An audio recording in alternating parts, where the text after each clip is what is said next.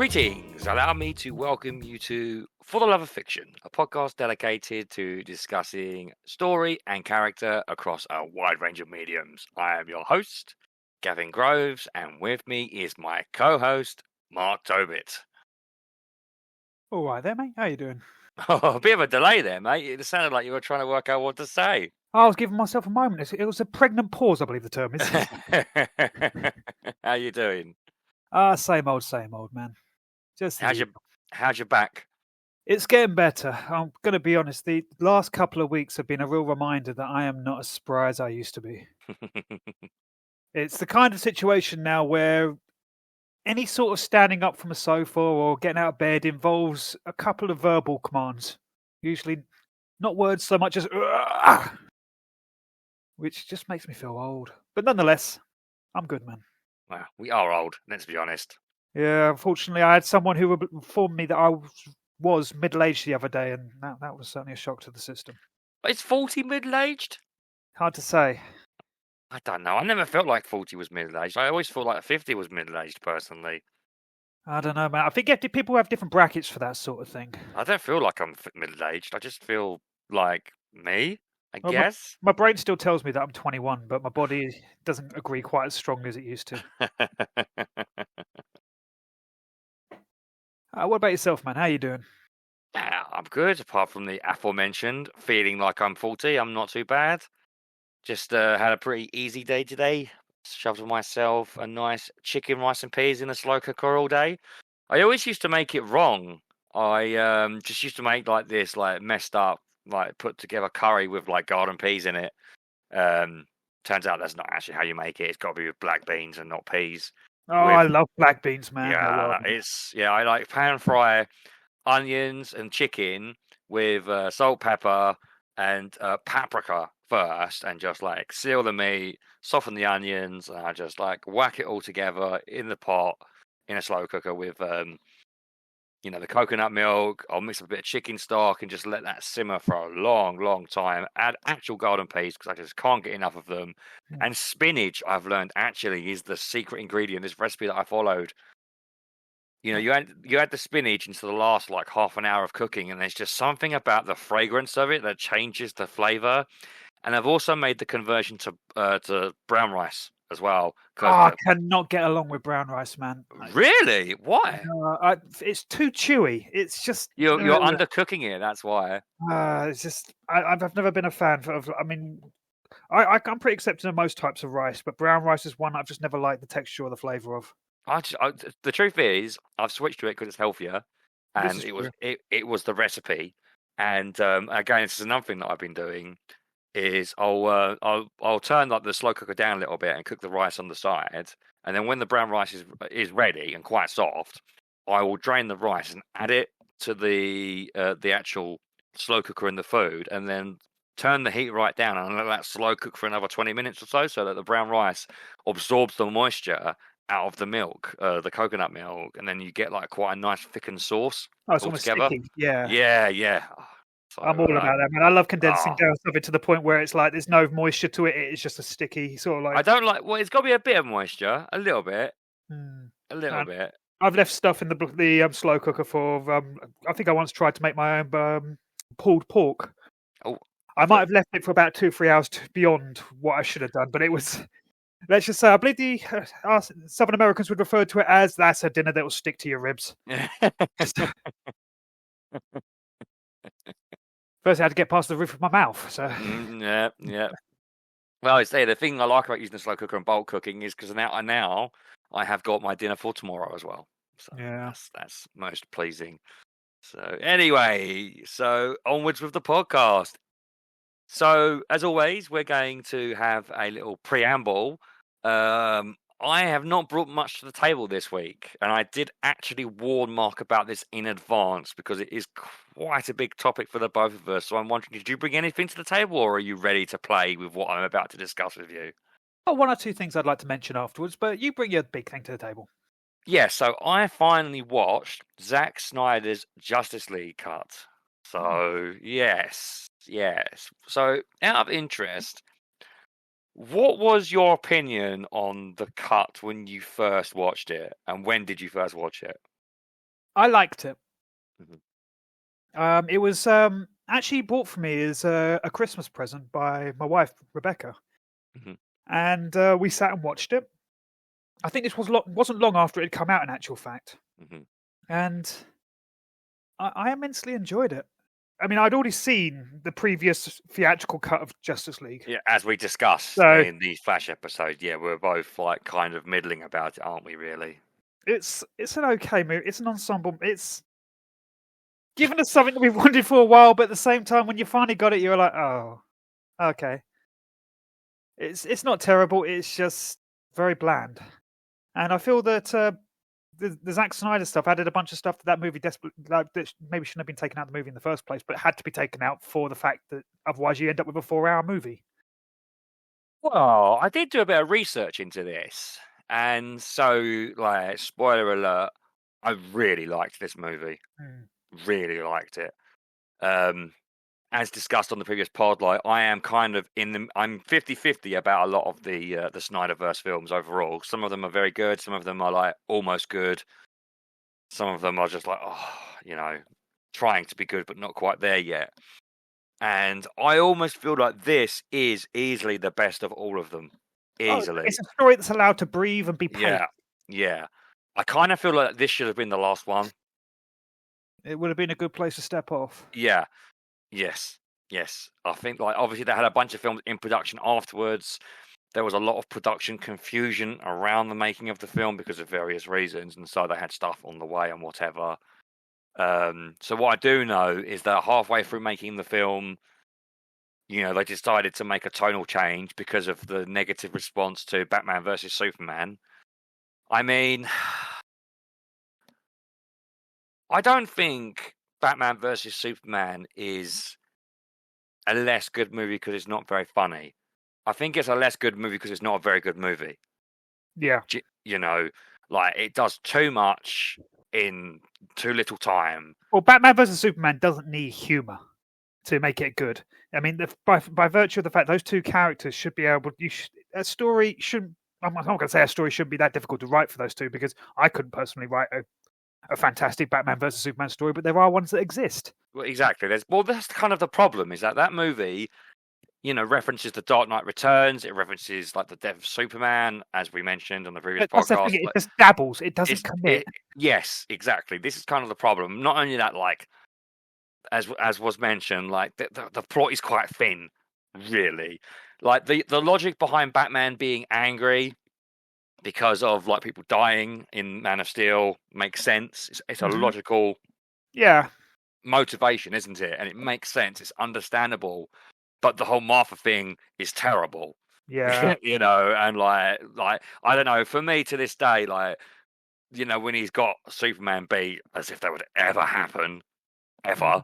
And I'm more Batman than Superman, but even I have to say that's quite unbelievable. In Frank Miller's The Dark Knight Returns, as we know, Batman literally fools Superman to beat him, doesn't he? Yeah. He beats him up, yes, but he doesn't defeat him. He doesn't need to kill him. And on his deathbed, Superman screams his mum's name. Like, come on, how old is he? 5? He's killed the character. You would have thought they'd at least said Lois or something, but nah. Just nothing. Like, I don't know. When he fights Doomsday in the comics, does he ever scream his mum's name? No. He's constantly, I must win. I must do this. I must do this for this, for this, for that, for this. I must not let this monster do anything. Blah, blah, blah, blah, blah. And I think, I'm getting ahead of myself a little bit here. And the biggest problem with this Snyderverse films is how poorly written Superman is in general, actually. And I think it's not Henry Cavill's fault at all. I think he's fine, but I don't think he's given the right material to work with. Anyway, to get on with that. So yes, as I was just saying, like, as we know, Snyder was, between the Snyder and the studio, it was, we need to make this film lighter. And so they started adding humor into it. And then I want to say, I might have to edit this out because it's terrible that I've forgotten this. It's his daughter, isn't it? Commits suicide. That's correct, yeah. Yes. And then he ends very up... sad, yeah. Yes. And then he has to step down from the movie. And then they get Joss Whedon in. And he's given the prerogative under 2 hours. Lighten it up. And he is the reason. Apparently, 10% of Snyder's stuff was used in that movie. Yeah. It And there shouldn't was have been. also a bunch of, I think there were a couple of points that they wanted him specifically to add to the story to tie into future movies. Yes, and then there's a lot of stuff that hit that Whedon added as well, which we can do an analysis on that movie another time. Yeah. So yes, the moustache and whatnot, etc., etc., etc., all awful. But we come back to this movie, and obviously the storyline behind this movie being made is quite moving in itself, isn't it? The fans, obviously, there are fans of Snyder's work out there. I have mentioned how I feel about him. I think he's a great visual director. Sometimes his storytelling leaves a bit to be desired. Batman vs Superman has problems big time with the narrative. Man of Steel has problems big time with the narrative, although that's David Esquire for definite, and the Nolans, whatever. This whole entire DCEU has had problems as far as I'm concerned anyway, whatever. And so, yeah, like the parades for the cut to be released, etc., etc., etc., and then finally it being released, it's quite fabulous, I think. And I think it's a win for the fans, and it's a win for Snyder. Obviously, what happened to him is horrible. I think that in the wake of Marvel's style, Snyder has been somewhat derided overall. You know, Marvel fans, I'm not going to sit here and start talking about trolling and whatever, but I have seen people say, Snyder, you know, fine, people are entitled to their opinions, but, you know, as was proven by his Watchmen film, when he is given the time, I think he can pull it out of the bag. You know, the biggest problem with Whedon's film was that it was rushed. But then, let's be honest, the Justice League film shouldn't have come out yet anyway, as been mentioned. Too early. It was too early. Death of Superman, too early. They did it all too early. Yeah. You know, they should have waited. And the truth is that, as I'm about to, this is, in my opinion, really, it's Cyborg's film, isn't it? It should have been he should have been the main focus in the other movies. He should have had his own movie. Yeah, I mean, this movie allows you to follow Cyborg's story closer and actually see more of him developing and coming to terms with who he is now. I really enjoyed his story arc. I mean, Cyborg is essentially a very interesting character that I feel is in past. I mean, he's been in the likes of Teen Titans Go, and in the comics, he was promoted up to the Justice League as a character, and in more recent years, he has become more of a main player in the DC universe. Yeah, I thought he is a good showing for his character and the actor, and obviously, I can't help but when the name of the actor escapes me. The fellow who played his dad, who also played obviously Miles Bennett Dyson in Terminator 2, is great as well. Like, you know, it was a good showing for the character. I really, really enjoyed him. You know, Ben Affleck's Batman, as we have mentioned in the past, is excellent and had a lot of chemistry with Gal Gadot's Wonder Woman. They were fun. Not, you know, whether you're a fan of Ezra Miller or not. I'll say that Ezra Miller was better in the Zack cut. Yes. They took out a lot of their Whedonisms in terms of those scenes which were designed to paint them up as more goofy. And I mean, there were still lines there, but on the whole, they came across a lot more palatable in this. And it also gave us the setup for the Flash movie. Yes. In terms of they initially accessing the time stream. Yes, I was going to get that into a second. Actually, talking about the humor, though. First of all, the humor felt very subtle, actually, and I kind of was like, "It's not really that funny," but there's at least a little bit of levity because it's a very dark and serious film for the rest of the time. Maybe it's because I'm so used to the Robert Downey Jr. style off the cuff humor that's in all the Marvel films. This film just felt very traditional with its humor. You know. Who else? Aquaman, Jason Momoa. I mean, before, I know you're not a fan of him, but the material he was given me was terrible in this film. Anyway, he is unfortunately the worst part of this film, in my opinion. But because prior to this, he barely had any introduction in the movies. This is a problem, yes, but more so, all of his dialogue in the movie, especially in the group situation, is him creating conflict. he is like, okay, someone's got to disagree, so there's an argument between them. But almost every single time he disagrees with something, it's a stupid disagreement, and it makes me think, no, you're stupid. Your character is stupid. You're just saying this because someone needs to disagree. Or someone needs to stand up to Batman, and everyone else is too agreeable. So. Yeah, exactly. Not just Batman, everyone. Like, he says all this stuff all the way through the film, and the problem is that, like, often a character in a narrative group environment that is portrayed that way is often the voice of the audience. You know, when crazy stuff's happening, you have that cynical person who's like, oh, this is crazy, we can't do this, or guys, chill out, we can't do this, or guys, this is not going to work. Like, do you understand what I mean? That sort of character. Yeah. But unfortunately, the plans that the characters were coming with, the motivations of all the other characters were sound as a pound, as far as I'm concerned. I was down with it all. Even some of the plot holes I was detecting halfway through the film got solved later on in the movie. And I was like, oh, right, okay, so that wasn't a plot hole, actually. You had it planned all along. It was well thought out because I had enough time to do it. But unfortunately, yeah, he was the one that was complaining. And I just thought it was a shame, actually, because, like I said, I'm not a fan of Jason Momoa, but it's not a poor showing for him personally as an actor. It's more attributed to the writing. Yes, I feel like he just... I mean, like, there's a big enough conflict in this movie. You know, you've got this super giant evil that's attacking the planet. Yes, we get to see Darkseid, which was great, you know, and they are doing their best, but they still need Superman. So there is this end goal, isn't there? And they're all working towards it.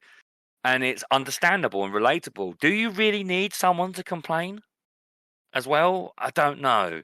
Yeah. I don't really know. But they don't want this team to... I mean, the Avengers did it where the team didn't really immediately get along. So but let me tell you, but the reason why they don't get along is because they're well-established characters, though, with multiple films behind them, and their motivations are understandable. Thor is a bit of an arrogant asshole. Mind you, so is Iron Man. Captain America is apple pie smile, super nice, and like probably annoys everyone with how, like, you know, down to earth he is. The Hulk is the Hulk, you know. There is a bigger, wider character dynamic. Yeah. Because of the films that took their time to do that. You know, I did kind of like Ezra Miller's Flash in this, actually. I thought they were quite funny, and the humor was well judged for the most part.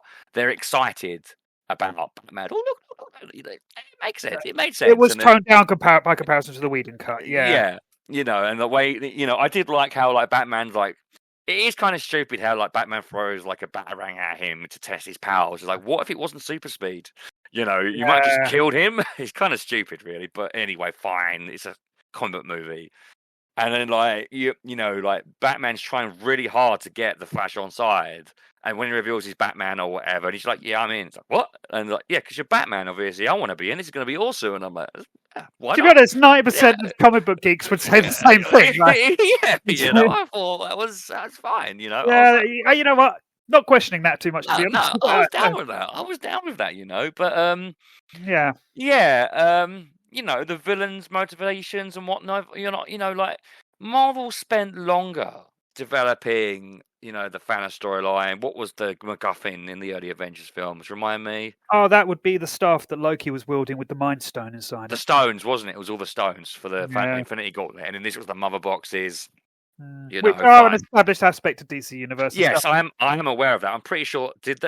Is that how Cyborg was created in the comics? I'm pretty sure the original version definitely not was that. They just added that for this film, didn't they? Which, truth be told, in the DC universe, I mean, every person and his brother has a mother box in terms of the new gods that Jack Kirby created. And yes. So the fact that there's only 3 of them, it's like, fine, you know what? Fine, you want this to be your MacGuffin, and you want to attach a name to it. Yeah, whatever. Yeah, I will say that scene with Steppenwolf when he first shows up against the Amazons is fucking brilliant. Like, when it was good. Yeah, it was good. Oh, were you not concerned by the dodgy CGI, or does that, you know? I could see, but I mean, in the past, I've criticised movies for effects not being able to meet up to what I'd want in a movie. But to be honest, I mean, scenes like that, they were pretty good. I mean, I can see the cracks, but I can look past them.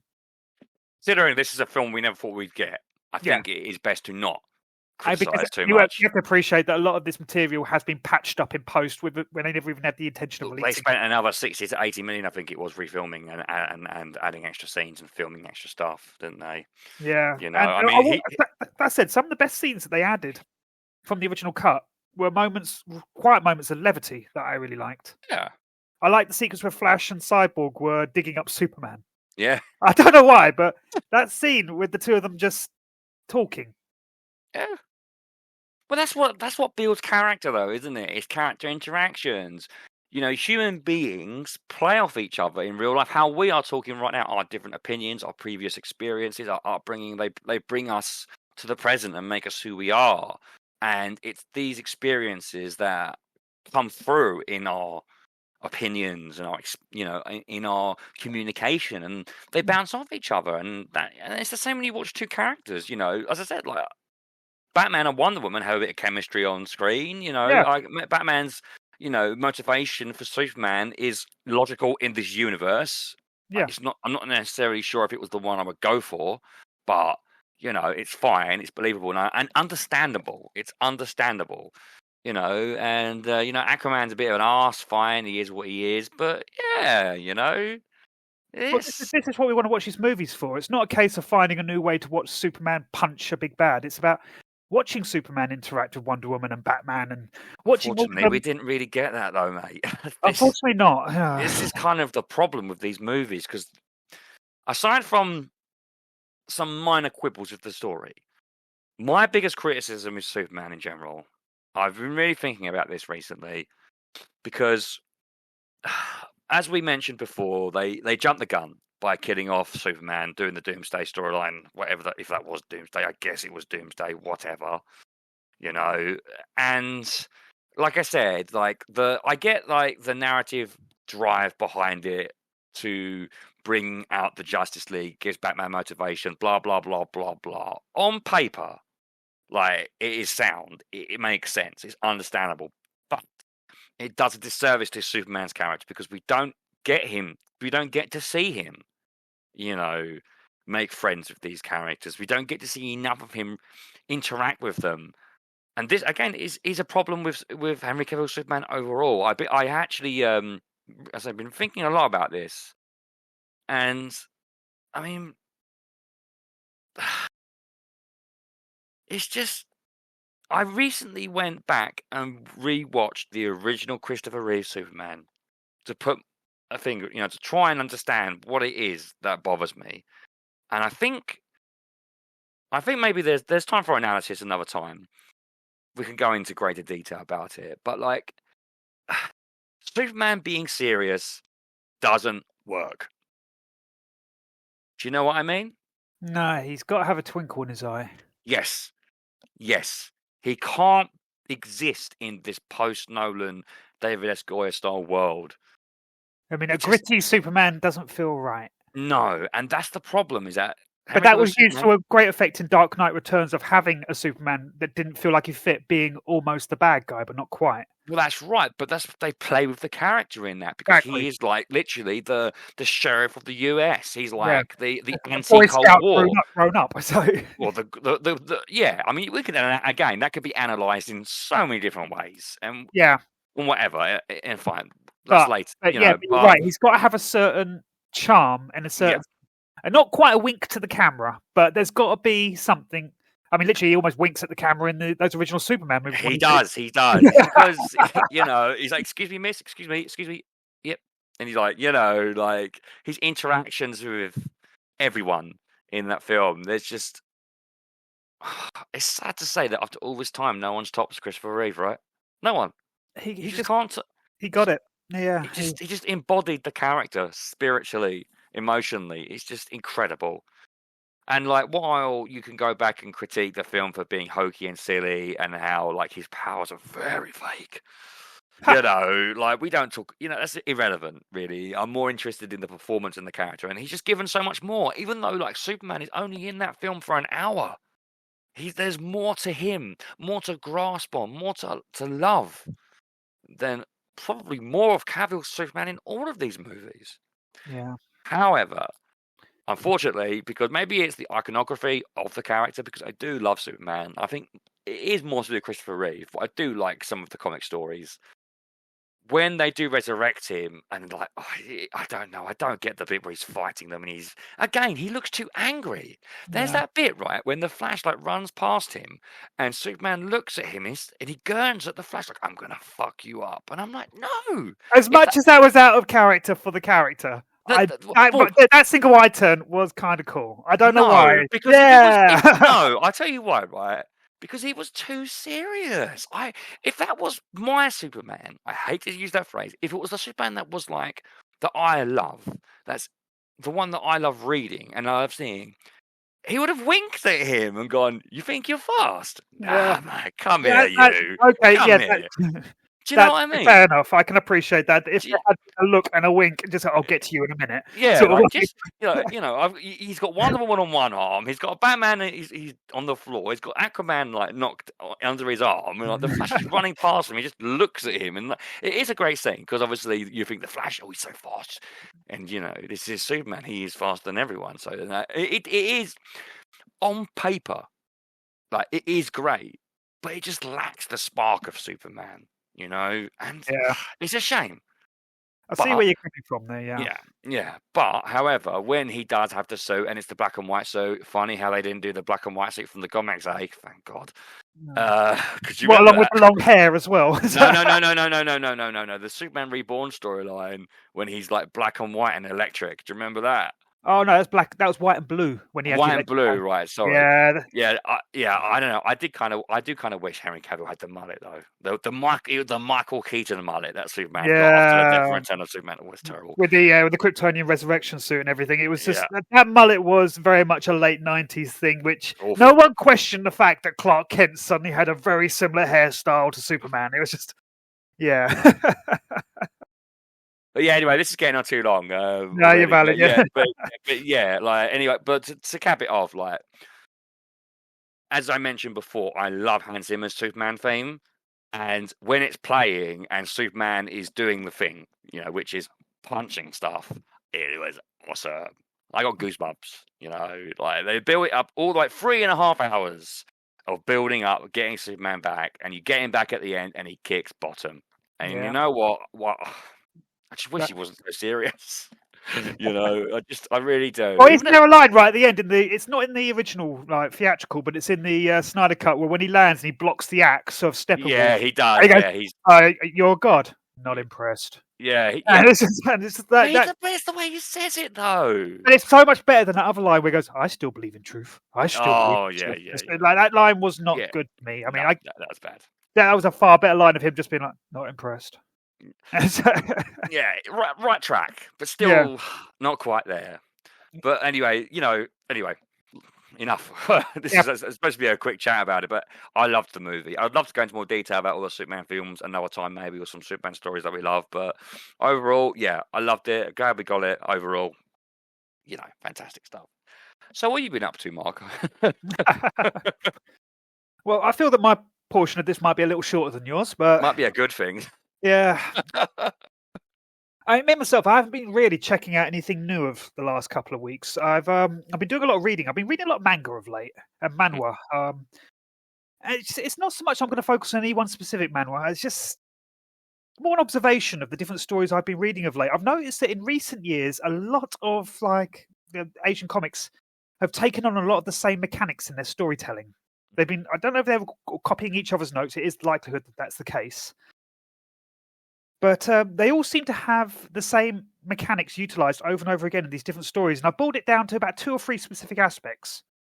The first of which is about a main protagonist that suddenly has the mechanics of a computer game inserted into their real life scenarios. Oh, yeah. This is interesting. Yeah, I tell you, like about 15 years ago, like loads of anime and manga came out that was all based in MMOs. Yeah. This is now more case of they're in real life, but things like menu screens and leveling up and stat reveals and earning achievements and quests and things like that in real life. Oh, right, okay. I'm seeing a lot of that in and some of these stories are really good. Like I'm going to be honest, despite the fact it is something that is being copied repeatedly, some of these stories are very good. Two that I've been reading recently would be Solo Leveling and The Gamer. Oh, yeah. I know Solo Leveling. Yeah. I strongly encourage you, if you haven't checked it out. I have actually read some of it. actually. It's a brief. gorgeous comic. It's just It's very popular with Yeah. youngsters these days. it's it's one of those manuals that's made for mobile phone format and everything. It's designed to be scrolled I down. actually read a physical version. I bought it for Haley's daughter for Christmas a couple of years ago, the first volume, so I had a cheeky little look. It is a good story. I actually really enjoyed that. And the second element that I see also in a lot of these stories is different elements of reincarnation. Wherein often a character, there's two types of reincarnation. The first of which is a term that's called isekai. I don't know if I'm pronouncing that right. Isekai. But it's a character that dies in a modern setting and then gets reborn in another fantasy world. All right, okay. Okay. Sounds like Thomas Covenant, actually. Yeah, but with the personality of themselves, still full memories and everything in the modern world, but now living in this fantasy world. And 9 times out of 10, it usually comes with some sort of harem being built up. In terms of a number of different female, like, not antagonists, but supporting characters that are all deeply in love with the main character for different reasons. And lots of whimsical confusions and happenings occur around that. It's a couple I've read is Dao Lao Dalu, which is also in the English translation Combat Continent, which I will be honest, I actually kind of enjoy as well. But there's another form of reincarnation is where a person dies and then they get reverted back to an earlier point in their life with their memories still intact, and it allows them to replay the events of their earlier life, but with the knowledge they knew before. And a couple of like Tomb Raider King, The Beginning After the End, and Tales of Demons and Gods, all of which I've read and I'm now up to date on. All interesting stories, but it's just strange to see this same mechanic utilized over and over again. Oh, wow. Okay. And the most recent one I've actually come across is a story that I'm currently reading called Omniscient Reader, which managed to find a little bit of a twist on the concept, wherein a character has spent the majority of his life reading a novel that's being released online, where the author is releasing it a chapter at a time. And the novel's called 3 Ways to Survive the Apocalypse. And as he's just getting to the end of the story, it's been over 3,000 chapters. And in the view counts on the website, he realizes that he's the only one who's reading it at this point. No one else is reading the story. And he finally gets to the end of the book. And he sends the author a message saying, "Thank you for this story. This was an incredible story. It's just unfortunate you never got the recognition you deserved." And the author said, "Give it time." And then literally, as he closes the file, the apocalypse hits. And he realizes that everything he's read in the story is exactly what's playing out now in real life. That all the main characters and everything are appearing. And he's not a character that's in the novel, but he knows how this is going to go. He knows what's going to happen next. And the Earth has now become like for want of a battleground, where a series of trials are laid down on the population with the intent of culling them and having the strongest survive. And he knows the system, and also a computer game system then gets implemented, which allows characters to level up and gain the favor of gods. And it's a strange story, but it is really engaging. Mm-hmm. But a lot of these stories are escapist fantasy. And I can understand, and I can understand how this would appeal to a major demographic in terms of the idea of being able to live things over again, but with the knowledge you know now, or suddenly have the mechanics of a computer game overlaid onto real life. I mean, that does appeal to a really base level of the child inside me, you know? Absolutely. But that's pretty much what. It's not. I'm going to review this, or I'm not going to go into detail about these specific stories. It's just more an observation. I'm seeing a lot of this in these stories. I'm not tired of the concept yet, but we shall see. Sounds interesting. Yeah. So, yeah, that's actually quite relevant to our episode today, actually, because for the main segments, we're beginning the first in our series of looks at video game narratives. Video games have often had stories. Often in the early days, video game stories were supplemental, often either incorporated into an intro crawl, the art or text on an arcade machine, or cover in the manual. I'm pretty sure, Mark, like Sonic the Hedgehog's story was pretty much a translated version of whatever from Japanese into English, like chucked into the beginning, of the manual in the Mega Drive box. There wasn't really anything there, was it? It was just, an afterthought. A lot of the time... storyline was secondary to the, kill the bad guys. Well, I think more about the design of the game, isn't the build. They have this engine, they designed the game, they designed the colours and the look and the characters in a certain way for certain effects, and then they write the story around it, you know. early RPGs, you know, in like the early 80s were more influenced by Dungeons and Dragons, you know, which would often have the story fed to the player in between bouts of exploration and combat. Games like Wizardry, Ultima, Dragon Quest, for example, you know, is often like all fed to you through like character dialogue, characters explaining things, expositional dialogue, let's say. You know, like video games are spaces to be explored by the player in the end, whether it's Space Invaders or it's, you know, Starfield that came out this year. There's spaces to be explored by the player, and they are directed by the game director, let's say, or I suppose if you want to cross-reference, the game narrator. Although you might not necessarily be able to hear the narrator, their influence is enforced. You know, certain old games like, let's say, Super Mario Brothers, you know, the environment you're exploring is railroaded, isn't it? You know, and the narrator is, or the game designer in this regard, has designed the level for you to walk through. Other games like Legend of Zelda and plenty of modern games, you know, you'd have to find keys to unlock the next door. Sometimes these keys would be abilities or, you know, indeed actual keys in the case of Doom. Or sometimes it would be an NPC, non-player character will give you a piece of dialogue, and that would unlock the next series of narrative development for you to go through. But yeah, it's this idea about narrative space and player exploration and narrative control that kind of is the through line between the games we're going to be talking about today in this new series of ours. So we hope you enjoy it, actually. So yeah, after the next break, Mark's going to lead us in with a conversation about the Stanley Parable. So we'll see you soon.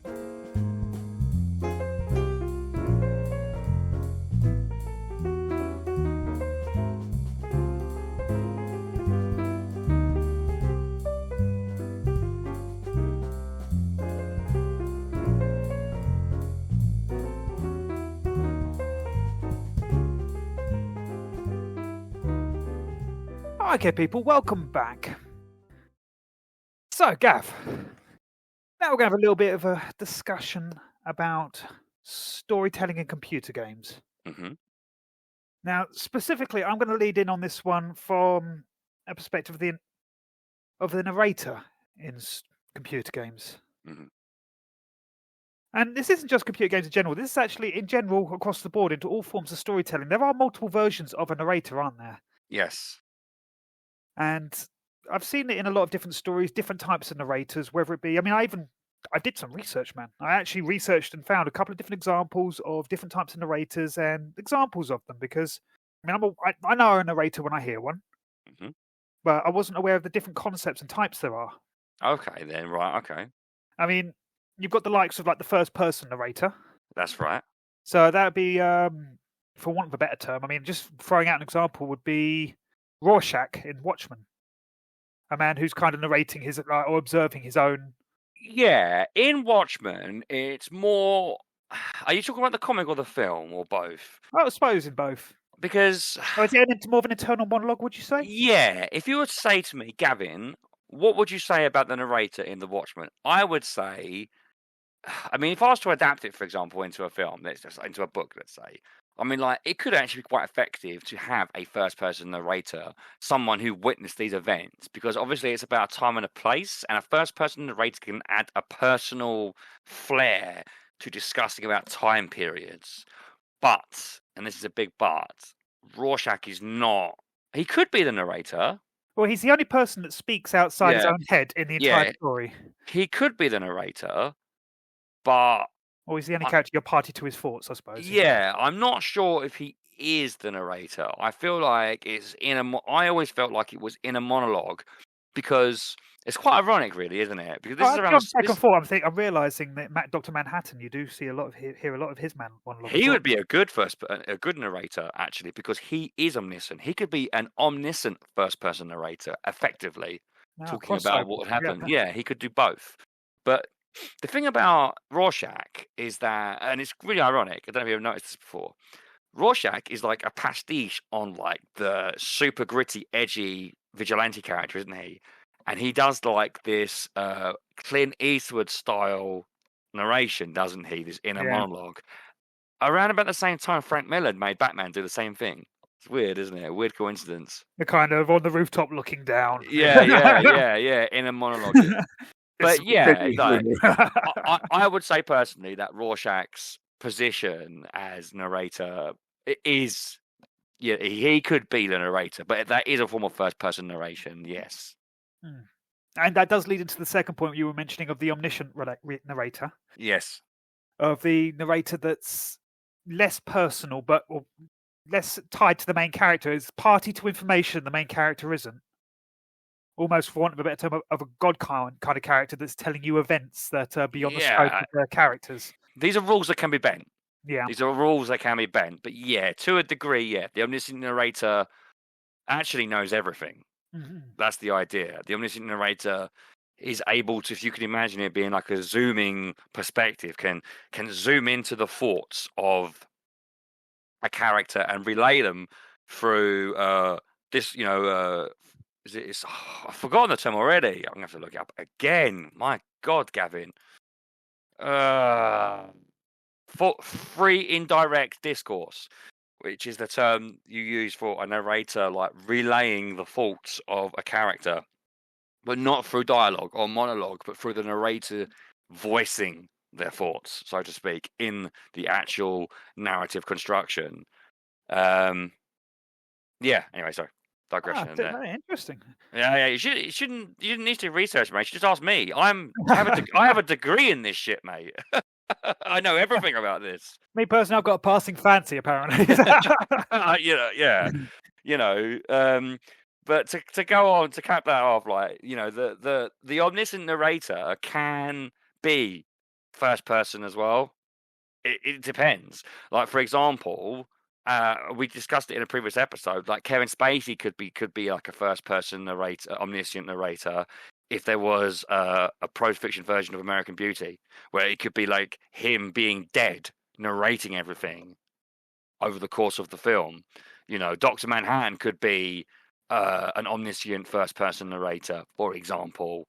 By virtue of the fact that he's got knowledge of everything in his own timeline, sort of thing. Exactly, over Watchmen. In some ways, in epistolary novels, which are novels written in the form of letters, the narrator can be first-person omniscient as well, because they're privy to everything that's already happened and they're reporting on it afterwards, so they know more than the reader does, so to speak.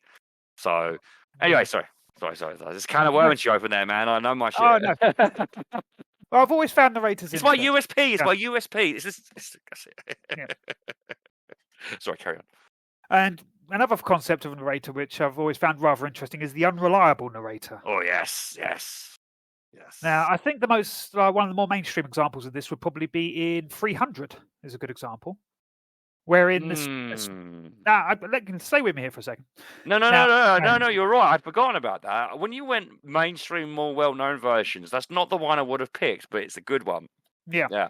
Mainly because of the fact that the events of the story don't necessarily happen. That when it gets to the end of the movie, you realise this is a story that's being told by a survivor of the fight to the next wave of Spartans, and it isn't necessarily that the story needs to be true. It's that the story needs to pump up them ready for battle.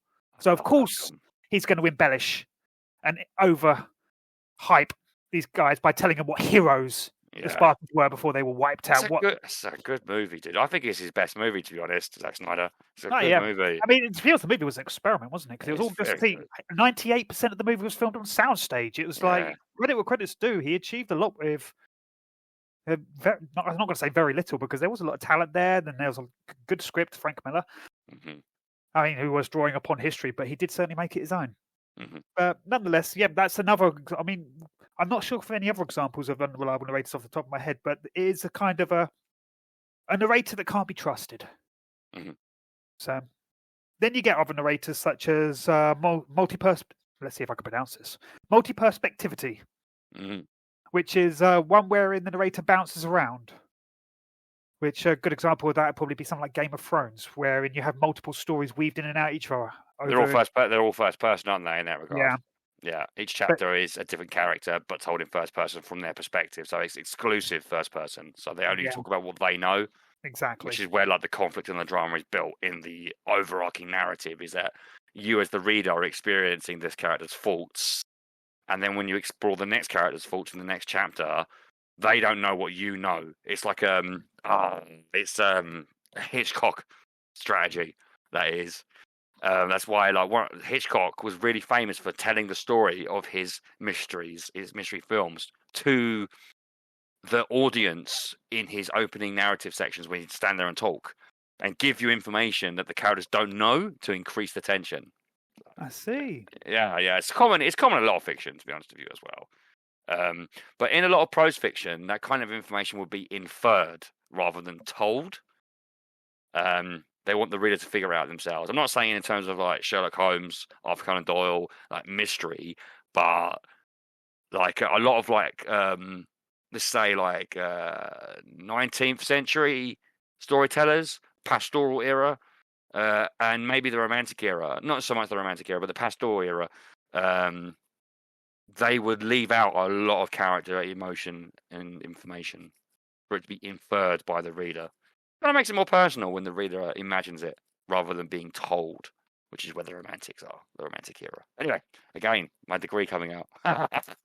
Carry on, I'm learning a lot today. So yeah, I spent a lot of money on this degree. It's cost me, and it's a lot of time and a lot of stress. So it's giving you a new level of appreciation, has it? Not really. It just means I can brag about it, I suppose, and go, I've got a degree, and show off on a podcast. Show off on a podcast, and educate you. Anyway, Sorry. Carry on. Sorry. Oh, yeah. Now, a narrator can be a good thing, and sometimes it can also be a bad thing to stories. Mm-hmm. Now, a classic example of it being a bad thing to a story would be Blade Runner. I mean, say what you will about Blade Runner, it's a classic, but a lot of people did not like the Harrison Ford narration that they inserted over that story. There's reasons for it though. The same thing happened to Dark City. Is because that kind of narration breaks rules. Writers, inexperienced writers, Mark. Sorry, I got to get this in. Go for man. Yeah. Inexperienced writers are most often criticized for over explaining. It's so hard to find the fine line behind inferring enough information for the reader, viewer, listener, whatever, to understand what's going on, to downright telling them and being patronizing. And the funny thing is that Blade Runner is steeped in noir atmosphere, and what is famous about noir genre fiction is its narrator, and the gumshoe in his office, and exactly. Today I got up and I had my whiskey, and etc. And ironically, like Blade Runner having a narrator makes sense within its genre boundaries. The problem is that the narration dialogue was A, patronizing and pointless, and B, Harrison Ford apparently just sounds like he can't be bothered. It sounds bored. Hit with like a tranquilizer dart or something before he started reading. It's awful. And he's like one of these people that says that Deckard was a replicant, which is generally speaking the cut with the narration. That's what that cut is implying, I also can't forgive it for the fact that it's right at the end, after you've had the incredible Tears in the Rain speech. Oh no! Don't do it. Where Rutger Hauer is just kind of on that rooftop, expressing to him, explaining to him every element of why they've done this and what he's experienced and how important memory is and what he's... exactly what I was just saying. In the end, it's heavy-handed, ham-fisted narration in the sense that it's that immediate line immediately following goes, I never really understood what that guy was talking about that day on that roof. And it's like, oh my God, man, he literally told you the meaning of fucking life. It's like, oh. Yeah, it's really bad. Yeah. It's really, really bad. I feel that it didn't do Deckard a service on that one. It really made him look like it doesn't do anything in service. None of it does. Like the same thing happened to Dark City, which I'd love to cover at some point. We will cover it at some point. I remember when you told me to watch that, and I was like, okay, so apparently Matrix was influenced by this. And I watched it like, no fucking way. It's kind of mind blowing, but if you watch the non-director's cut version, the entire story is explained in narration in the first 30 seconds of the film. It's so stupid. It's so stupid. But that comes from studio interference. That comes from... They're afraid their audience aren't bright enough to get it. Exactly. Not respecting your audience, which, as I said, it is difficult to find a fine line between inferring the right information. I have been accused in my writing of being too vague, to be honest with you, and that is something I have tried to work on. But like, I find if you do write too matter-of-factly, then you can come across as boring. So there's got to be a bit of magic. You can't write for the lowest common denominator. You've got to have a certain level of holding back. I mean, imagine if something like Inception had a narrator just to explain so you understood. Well, okay, now we're in the second level. Something like that. Sometimes film is a visual medium in the end. You know, like really good filmmaking shouldn't need a narrator at all, because you should be able to understand through establishing shots, through the music, through the characters talking, through well-written dialogue that exposes information in a natural way. That doesn't sound like it's explaining world building to the audience. We're not talking about video games. Good point, but this does lead into the video game that I plan to discuss. Yeah. You opened the can of worms today, man. Like this is my field you're talking about. Well, what this does is it brings us up to the Stanley Parable. Yes, definitely it does, indeed. Stanley Parable is a game that was originally modded for Half-Life 2 back in 2011. And due to the significant success that it received on release, because it wasn't a proper game at that point, it was re-released properly. Just a mod. It was just a mod and then released for Steam, wasn't it? Yeah. And it was released properly under Greenlight on Steam in 2013. What's the Steam Greenlight? Really? Yeah. Wow. Okay. Yeah. Written and developed by David Redden and William Pugh. Now, this story, the reason I have been speaking at length about narrators is because this is one of the first times that I really have, or I've seen it occasionally in the past, but never seen it played this strongly in terms of making the narrator an active character in a story.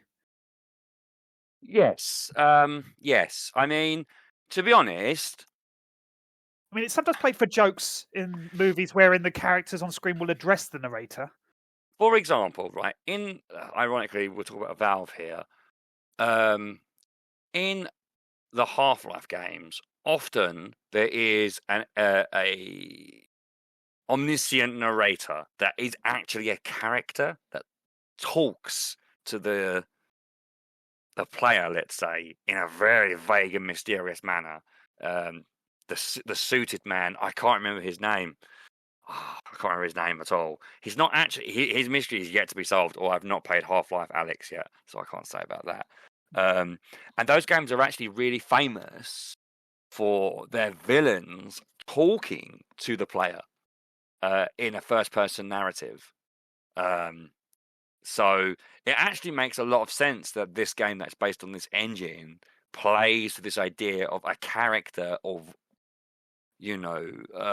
voice being directed at the player as the player is interacting with the world. It's a logical step from the engine. It's the source engine, isn't it? That Half-Life 2 was built on. It's very logical that this is like the idea, one of the core game design concepts that it would play with. So yes. Well, in this game, the narrator is the only one that talks. I mean, you play the character. I keep referring to it as a game. And technically it is, but it's also more of an interactive novel. They call it a walking simulator as well. So, yes. I actually am quite partial to walking simulators, actually. I've played a few in my time. And it's a game to be experienced rather than a game to... Yeah, if the story is good enough, like in a film or novel, they can be actually really interesting, really effective. This is the thing about playing something like this, is that your first instinct upon starting the game, you'll have explained to you that you're playing a character called Stanley, who's in his cubicle. He's very happy in his job. All he does is data input entry. And one day he realizes he hasn't received anything for over an hour in terms of information to input, and looks around and realizes that no one else is in the office anymore. He's all alone. And Stanley gets up and he goes out to explore and find out what's going on. And all the time this is happening, the narrator is explaining what's happening. That everything that happens as it happens, he's describing. everything that the player does, should you say, because it's a first-person game, isn't it? This is true, And the entire game is viewed from Stanley's perspective, and so you know WSD on PC and move the mouse to look around, and exactly. But everything you do is narrated by this, and the disembodied the first voice. thing you have to shake off when you're playing this game is that your first instinct is to run around and click everything, to explore. There's PCs here. Maybe if I start tapping on the keys of one of these PCs, it will give me something that will tell me what to do next. Nah, this isn't that sort of game. This game, it's not linear, but it's not concerned with little details like that. It's more about the experience of the story. And as you progress further and further, the narrator starts to fill you in a little bit, kind of describing what's happening as you enter each room until finally you come to a room with a choice. But the narrator's already made it for you. And he turns around and says, Stanley took the door on the left. But you've still got that choice. Now, knowing most gamers, they really like being told what to do. And as a result, I imagine that a significant portion immediately took the door on the right, simply just to spite the narrator. And I think I did. To be honest, in my first it's a natural instinct. Any game that starts telling you what to do, your first instinct is actually, if you've got the option to not do it, yes, you want to say, "Oh, let's break this game." At which point, the narrator starts to chide you a little bit, and starts to suggest that maybe your character was confused. Maybe he didn't realise that he said he was to go on the door on the left, or maybe he just wanted to take the scenic route to the eventual goal.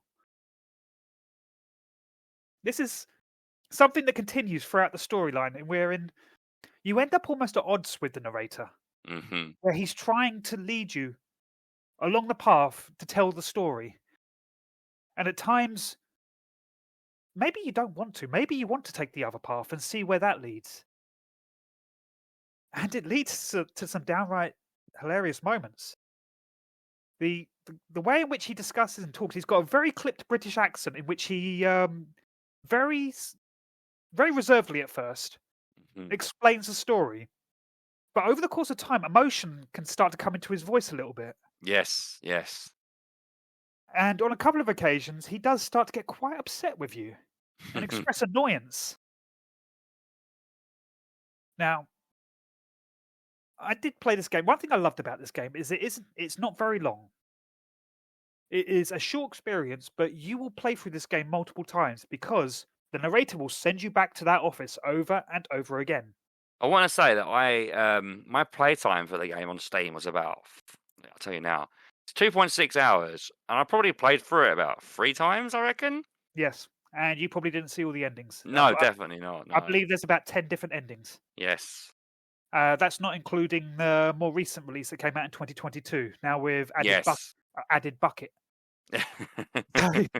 Which, yeah, well, the moment it told me it had added bucket, I bought that. I actually didn't even know about this version, so I'm actually going to have to reinstall it. It's hilarious in which the way in which they kind of suddenly tell you that there's expanded features. And yes, I saw some of this. I actually had a little look online, and it's almost a pastiche of how computer games are in the industry these days. It's almost sending up when you get re-released deluxe versions of games these days. And this is a really interesting story. It's just, there are moments where in the narrator, there's an interaction. It takes a sledgehammer to the fourth wall because the narrator is talking to you at the same time as he is describing Stanley's actions. He's not talking to Stanley. In one of the endings, it's revealed that the narrator realizes that someone else is there.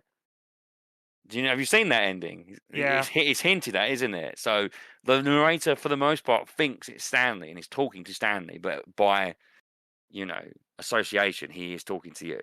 Yeah. The player. But like the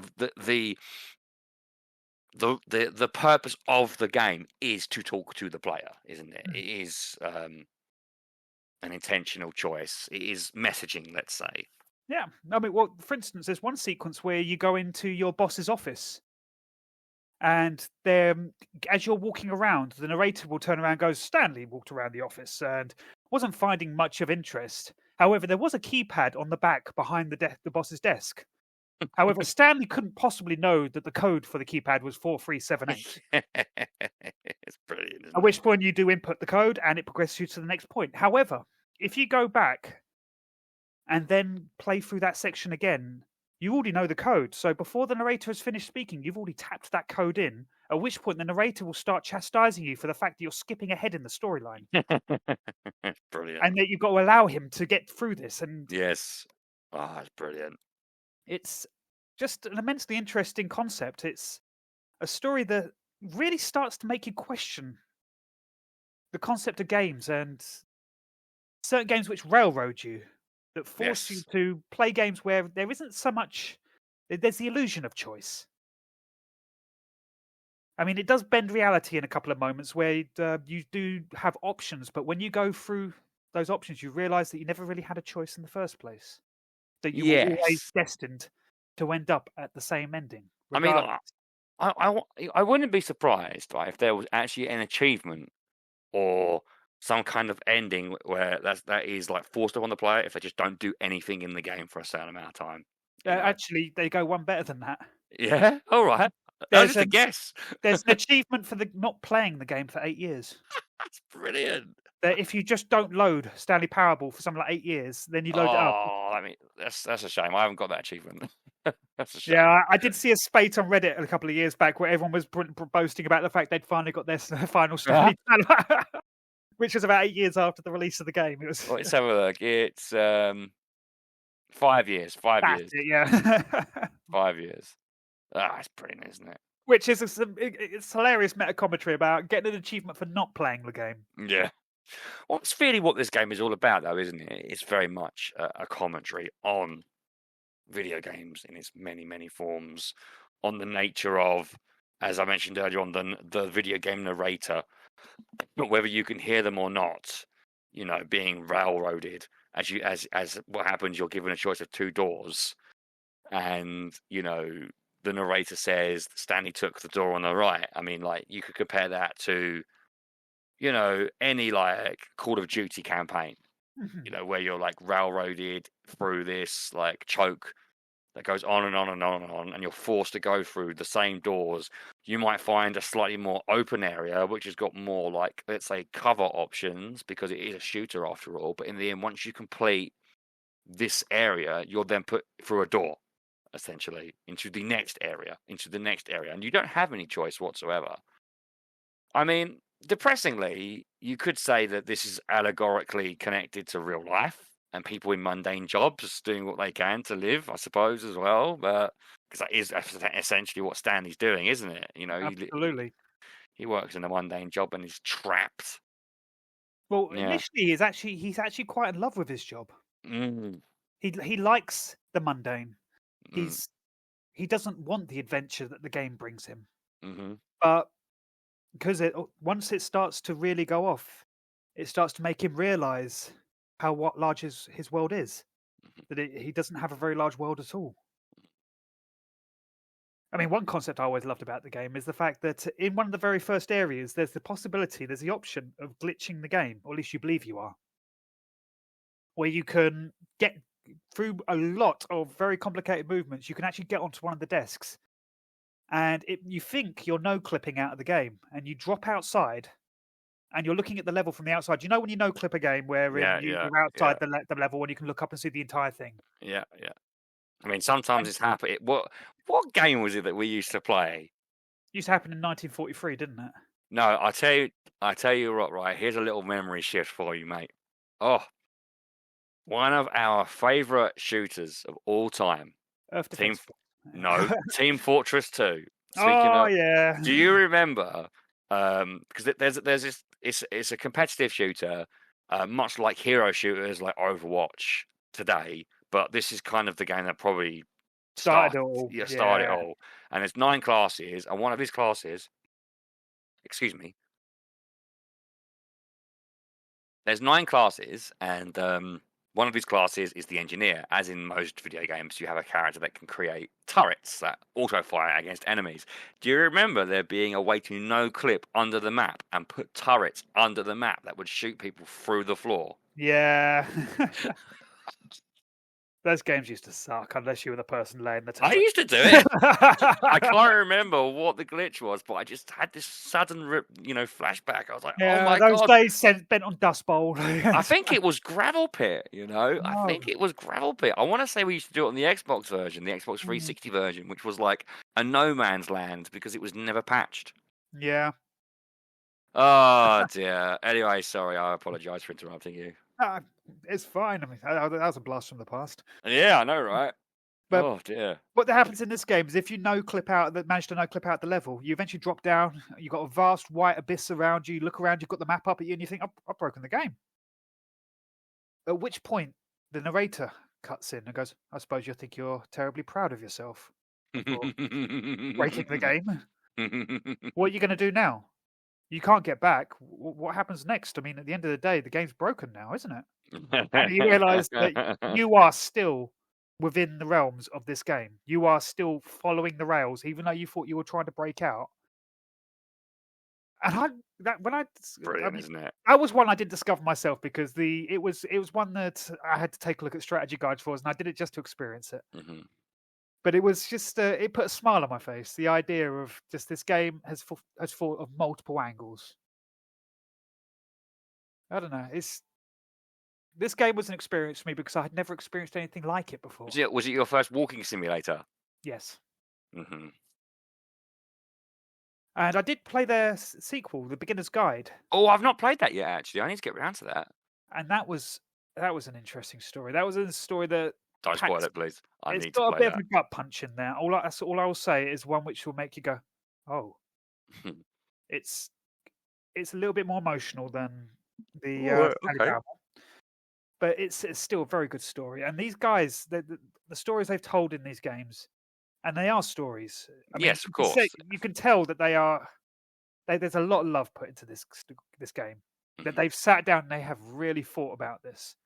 That it isn't just a case of like, the joke is the narrator's talking to you. They've actually sat down and considered the concept of what storytelling is in a computer game. Yes. It is very much a play on the idea of the space that the player exists and the role of the game director / game narrator, isn't it? Yeah. Massive commentary on it. Well, initially anyway, I did watch some clips on the stuff that's included in the special edition version. That include like Steam reviews and stuff. That was brilliant, man. I need to play it. I'm gonna have to be honest. I'm annoyed. I didn't realize it was too late. I literally watched this video today after we planned this episode.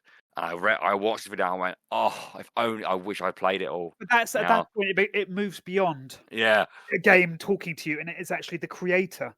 Yeah.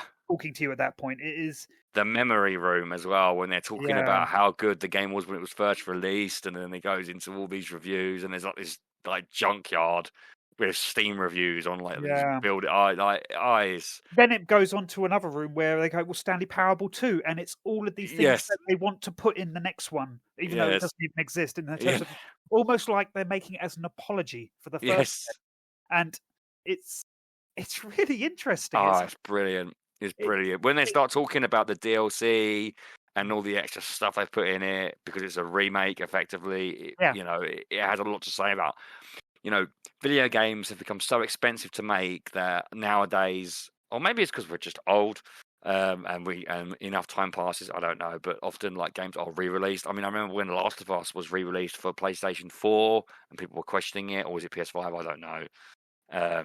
It didn't seem like enough time had passed, for a remake to be accepted, which I was kind of on the side of, this shouldn't be remade. I mean, it's backwards compatible, so why is it being remade? And then charging you £70 or dollars, depending on where you are. Dollars, isn't it? 60 over here now.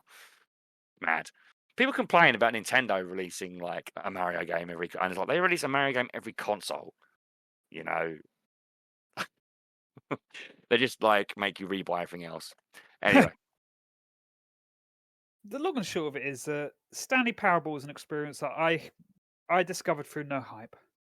It How was did you discover it? Because you were the one who suggested it to me, I think. I genuinely don't know. I think I was just literally walking around the store, and Walking around the Steam store. more or less, yeah, in a metaphorical sense. And I just noticed then the Stanley Parable is a name that makes you stop for a second, and go, huh? Yeah. I looked at it. I looked at the reviews, and to their credit, the reviews gave nothing away, but promised a lot. Yes. And I can't even tell you what reviews I read. All I know is I skimmed them, and I went, well, that tells me fucking nothing, but it raises questions. And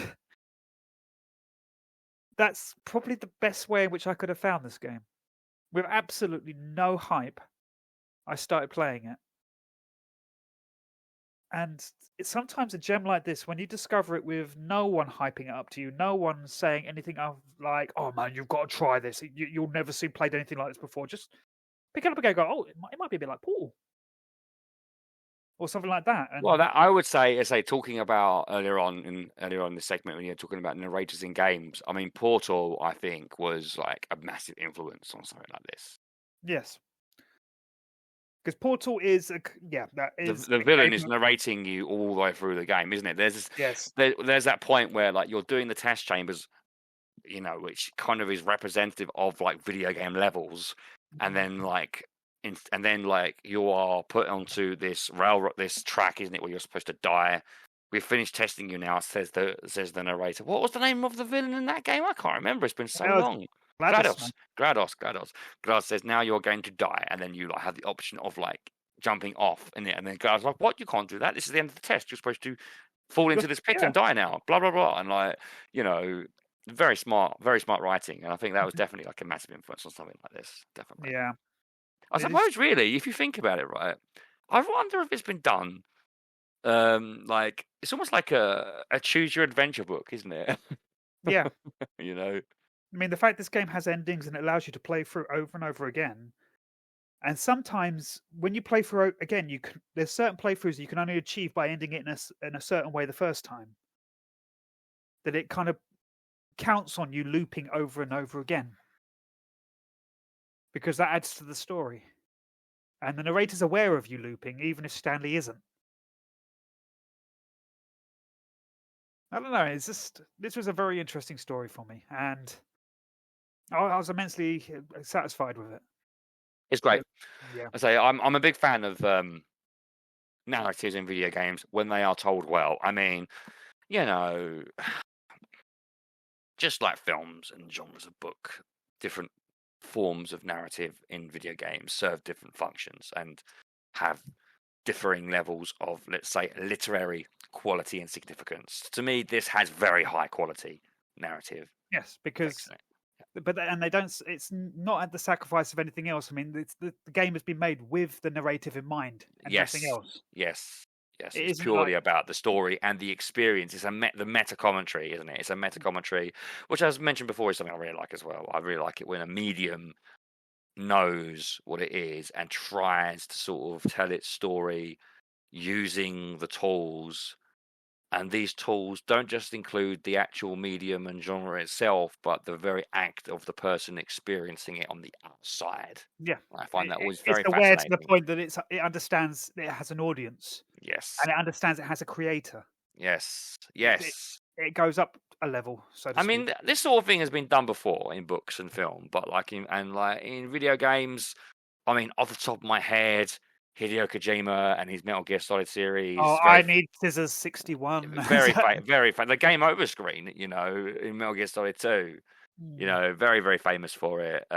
Plugging in the controller, to port 2 to stop the computer reading your inputs and stuff. Yeah, when it starts announcing your memory card, like save. Exactly. Psycho Mantis, stuff like that. Yeah. You know, it's been done before in video games, but the rest of Metal Gear Solid is still like a video game, let's say. Whereas this is, as we say, a walking simulator, and its entire purpose is for the player to walk and experience the story, and the story to unravel and be told to them, almost like an audiobook, I suppose, because it has a narrator essentially as well. So yeah, no, it's great. I'm pretty sure it was you that recommended it to me, and I thoroughly enjoyed it. So much so that, as I said, now that I've discovered there's more, I'm going to have to go back and play some more. I seem to remember there being a baby burning game, right? Am I right in saying that? Yeah. Where, like, there's this baby cardboard cutout going across the screen into fire, and you've got to press the button to stop it from being set fire to. No, I think you have to press the button to set fire to it. Oh, is it? I can't remember. It's been Something so to that long. tune. It is purely just And the narrator has something to say to morality you. experiment in terms of, like, will you kill the baby? And Yeah. it's yeah. I kind of don't want to spoil it too much, really, because while this game is quite successful, isn't it, on Steam, and I know it has a console release now, I think that people who are interested in narrative in general, so film, books, whatever, who maybe are not too sure about video games, I would say this is perfect for someone. Well, it doesn't rely on shooting mechanics or frame rates or anything like that. No, it doesn't rely on skill. It's just literally, there to tell you a story, and that's it. And it utilizes the medium. One thing you can say about this is that a novel, I imagine it might have been attempted. I'm kind of interested to look it up, actually. A novel could potentially do it with like a choose your adventure kind of style, but like a film maybe could attempt it, maybe other genres could attempt it, but none of them could pull I it once off. came across not exactly the same, but a good example of a story ascending above its stories, if that makes sense. If I'm trying to find a better terminology for this, because how well do you? There aren't many fourth wall verbs, really, but but it was the classic Grant Morrison run on Animal Man in comic books. Oh, I've not read it, so I can't say, but I've heard about it.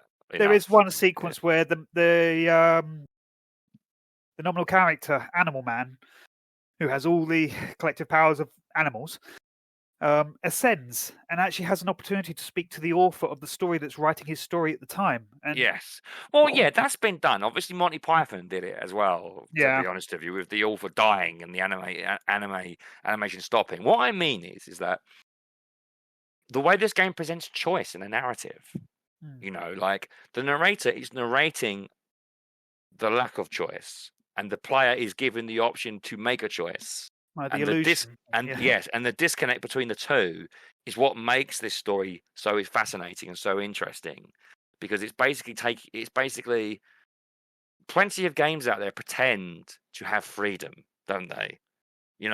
Imagine like a giant open world Grand Theft Auto game or whatever, or Skyrim, but in the end you still have a quest marker. Yeah, you're still told what to do to progress the story. Just because you go through the quests in different orders doesn't mean that the final end boss isn't going to change. Yeah, exactly. Whereas this game, it presents you with the illusion of a route, but presents you with choice, and that is a massive subversion on video game tropes. And what I'm saying is that possible in film? Is that possible in music? Is that possible in a book? I mean, I think maybe in a book, if you present it as a choose your own adventure kind of thing. I wonder if it's been done, but... Did you ever see that movie back in the day, Clue?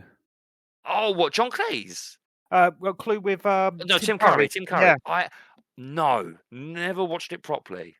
Well, it was a movie that had multiple endings.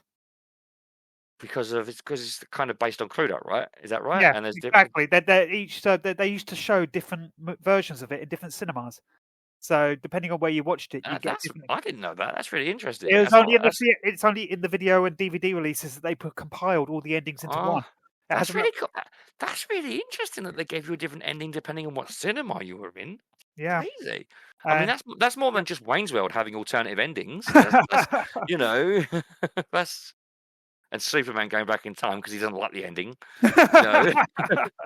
Like that's interesting. Nice callback. I like that. Yeah, I know, right? I mean, that was like a reverse segue, wasn't it? That's good. But yeah, I mean, that was a movie that sort of, depending on where you watched it, a different murderer was established by the end of the story.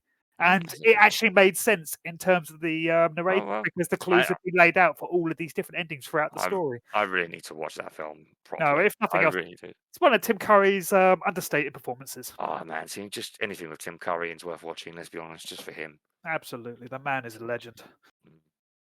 So yeah. So did you have anything else to say about the Stanley Parable? No, I don't want to ruin it at this point. I feel that I've gone deep, but I haven't really revealed anything about the actual story itself. Yeah, there's like a true ending, isn't there? And I kind of didn't want to talk about that because I actually think it's quite potent and quite powerful and quite effective, actually. It touched me. Yeah. So yeah, I think it's not worth spoiling. I think it definitely should be experienced. As I said, if you're the sort of person that's not sure about video games but likes storytelling, this is definitely one to give a go. Definitely. So yeah. So in the next section, I'm going to be talking about the Super Nintendo game Super Metroid, one of my all-time favorites. So we'll be right back. Catch you later.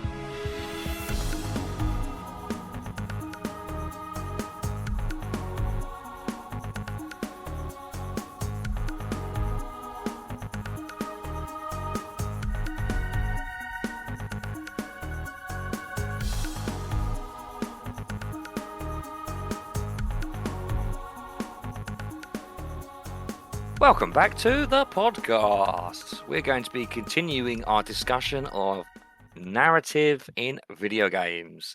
So I'm going to now talk to Mark about one of my all-time favorite video game franchises, that is of Metroid.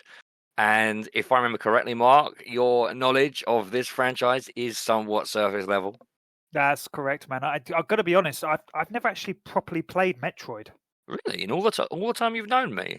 Absolutely. I mean, there've been one or two occasions when I've been around your house and you've been like, Mark, give this a try. Check the controls out on this. I think that was Metroid Prime back on. Was it GameCube, was that? GameCube. But I never had a SNES. I never had it. So I never got to appreciate what a lot of people have said is one of the great crown jewels of Nintendo when it comes down to it, isn't it? Yeah. So you're saying you didn't have a SNES, so you had a Mega Drive? Yeah, Sega all the way, bitch. Ah, all right, okay. Well, that's fine. That's fine. If I'm honest, I would probably say that Metroid isn't your cup of tea.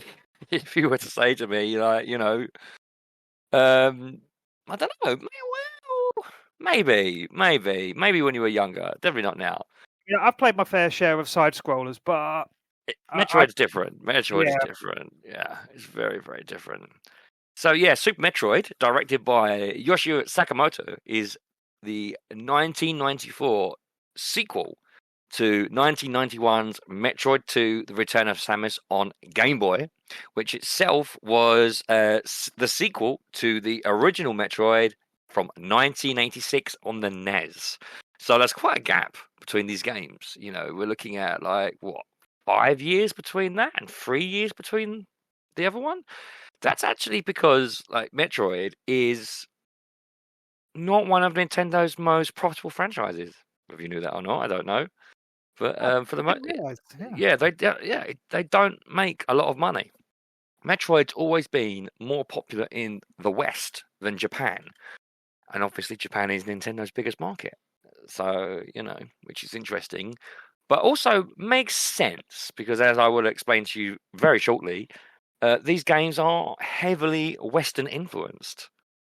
So, unlike other Nintendo games, such as, Mario, whatnot, Metroid is a dark and gritty world influenced by much Western science fiction, such as Alien, a lot of Geiger influence. H.R. Geiger, the artist, his Necronomicon book is a massive influence on much of the architecture in these games. Obviously, one of the main villains in the Metroid series is the character called Ridley, an obvious nod to the director of the original Alien film, Ridley Scott.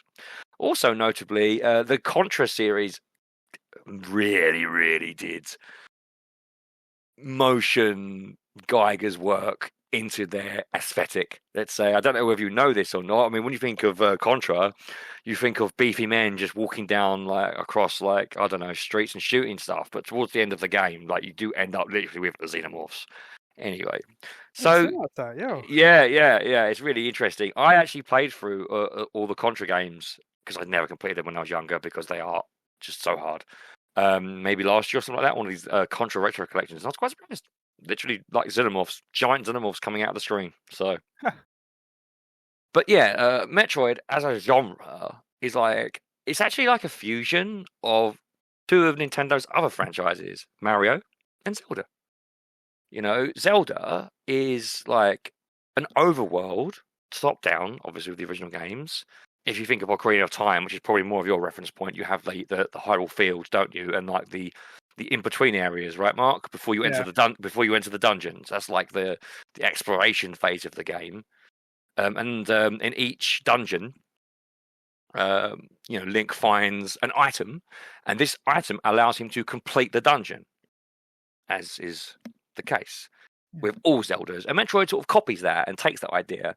And instead of being able to complete a dungeon, Samus Aran, the main player character, finds equipment that enables her, because she is a woman, to progress further into the game. It's like an open world, platform game. It's interesting. I have a bit of a beef, though, with the term Metroidvania nowadays. You heard the term Metroidvania, Mark, because it's a big buzzword in today's gaming climate. But I haven't actually. I mean, oh really? But I can put it together as to what the meaning is of it related to like Castlevania. Yeah. So, generally speaking, today, any video game that has the giant open environment and has like blocked doors and abilities that open said blocked doors is called a Metroidvania. But that kind of that buzzword, that term, that genre really bothers me because it's not really the case.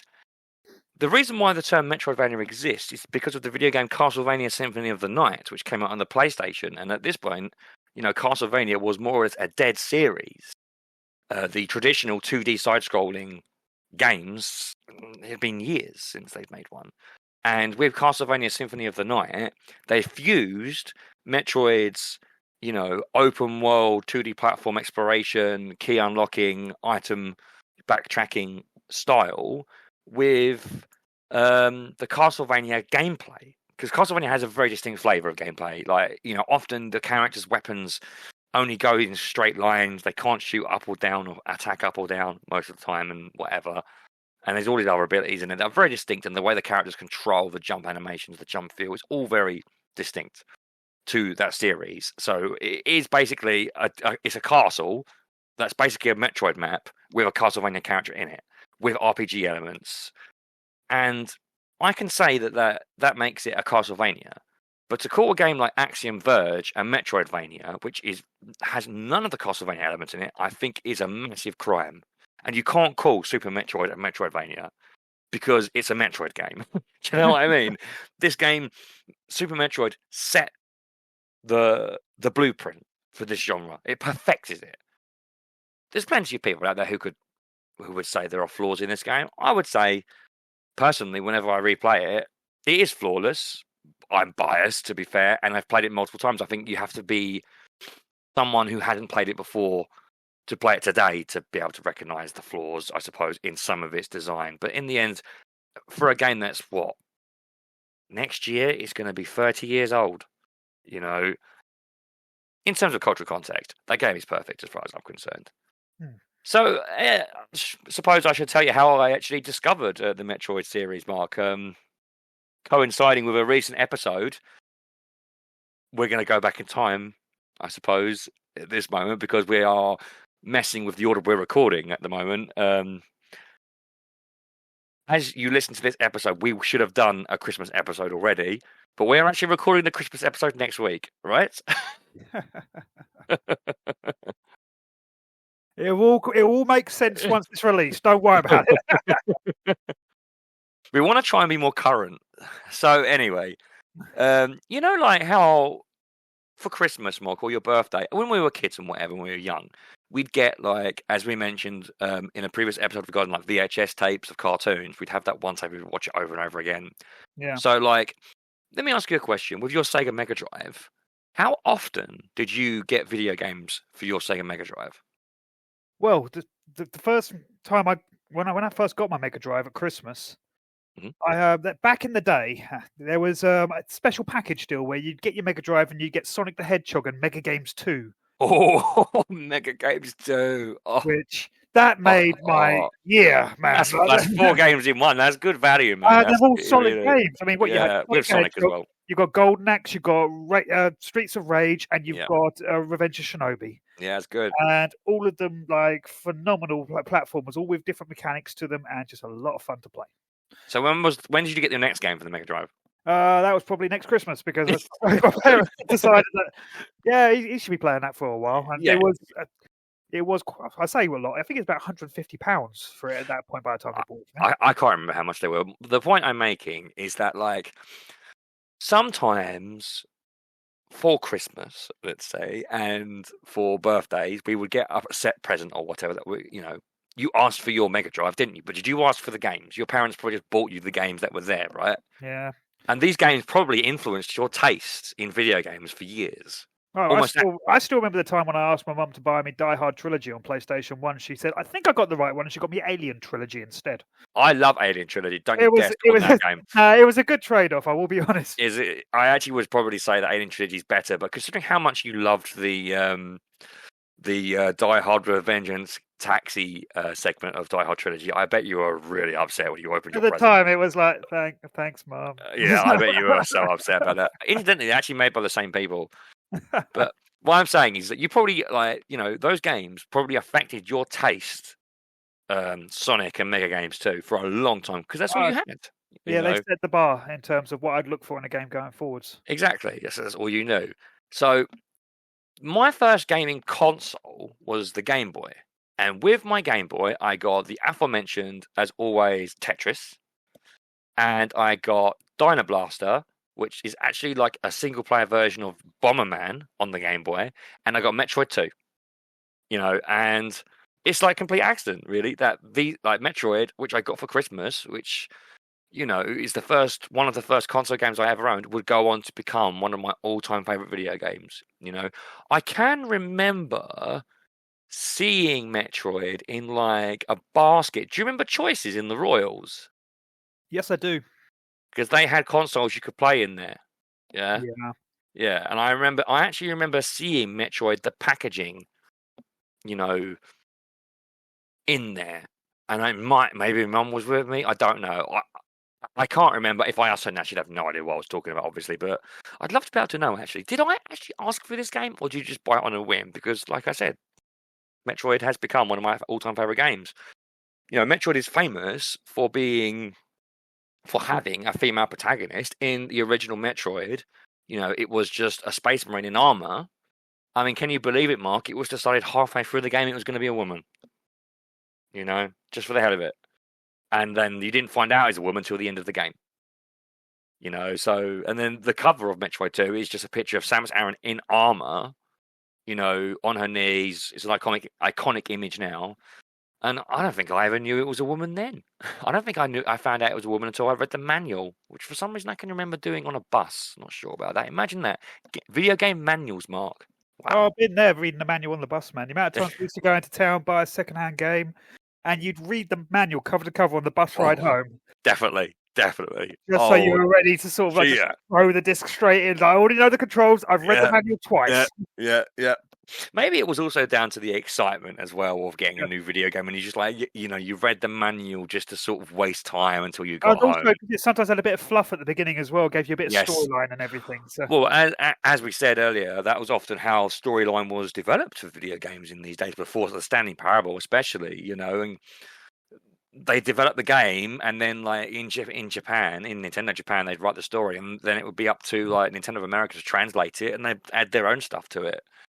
So anyway, as I was saying, I'd get Metro. I got Metroid 2 for Christmas. I want to say the game came out in 91, so probably 92, maybe 91. I'm not sure. I got it, so I was 8 or 9. And what's really interesting as well, Mark, is that I wonder if you can, get on board with this. Metroid 2 and Super Metroid are completable in 5 to 8 hours today. You know, Yeah. Sonic the Hedgehog, you can complete it in an hour, half an hour if you're good. You know, Streets of Rage takes an hour to play through. You know, but how long did you play those games for? Months, right? Oh, I replayed them over and over again. Exactly. Months you would play them because not only is it all we had, but I think games in those games were just harder. Maybe we're better because we didn't have guides, we didn't have save states. You know, Metroid 2 on Game Boy did have saves, but Sonic, and all the games Maker games didn't have save states. So every time you played them, you'd have to start all over again. Yep. Unless you put a level select cheat in, if you were lucky enough to have it. But I never actually beat Metroid 2. I got to the last boss. I only realised it was the last boss years later, and I just couldn't work out how to kill it. You know. So you know, Metroid 2, 91, 92 Gavin, let's say. I then got a Super Nintendo probably the next year, and I forgot about Metroid until I read about it in a magazine because it was actually released quite late in the console's life. 94 in Japan, so we probably got it in 95. And this was the year Donkey Kong Country came out as well. So it was very late. Towards the end, I think the PlayStation was released in Japan in 95. So, you know, the dregs of the era. And I reckon it was from birthday money. And I reckon I went into town with Glenn Wilson, and I reckon I bought the big box version of the game, which came with its own official player's guide in town. And I think I bought Rock and Roll Racing as well, the isometric vehicle combat game. I remember that, yeah. Yeah. We've mentioned it before. It has Deep Purple and Black Sabbath on the soundtrack, albeit in SNES chip sound. And that was that, you know. I mean, this was like, it was the sequel to a game that I loved a few years earlier that I played when I was a bit younger. And that was that, you know. Got home, put it in, and then it would become one of my all-time favorite games and would become very influential to why I am drawn to certain video games, fighting games not included. So regarding the nature of story in video games, as mentioned a second ago, often narrative was fed to the player via text dialogue, be it, you know, intro crawls, character dialogue, or in the instruction manual. What makes Super Metroid absolutely fascinating is that, unlike many games at the time, it's actually a complete narrative sequel to the two previous games. You know, I mean, what you could say Streets of Rage 2 was a sequel to Streets of Rage 1. But did it really continue the story in a meaningful way? Did the previous game have ramifications on the next game, Mark? Not as far as I remember. No. Sonic as well? No. Most video games... It's just a good guy. There's a bad guy to beat up. Yes. Grab your controller. Absolutely. What is fascinating about Metroid, Super Metroid, is that both previous games are important to its narrative.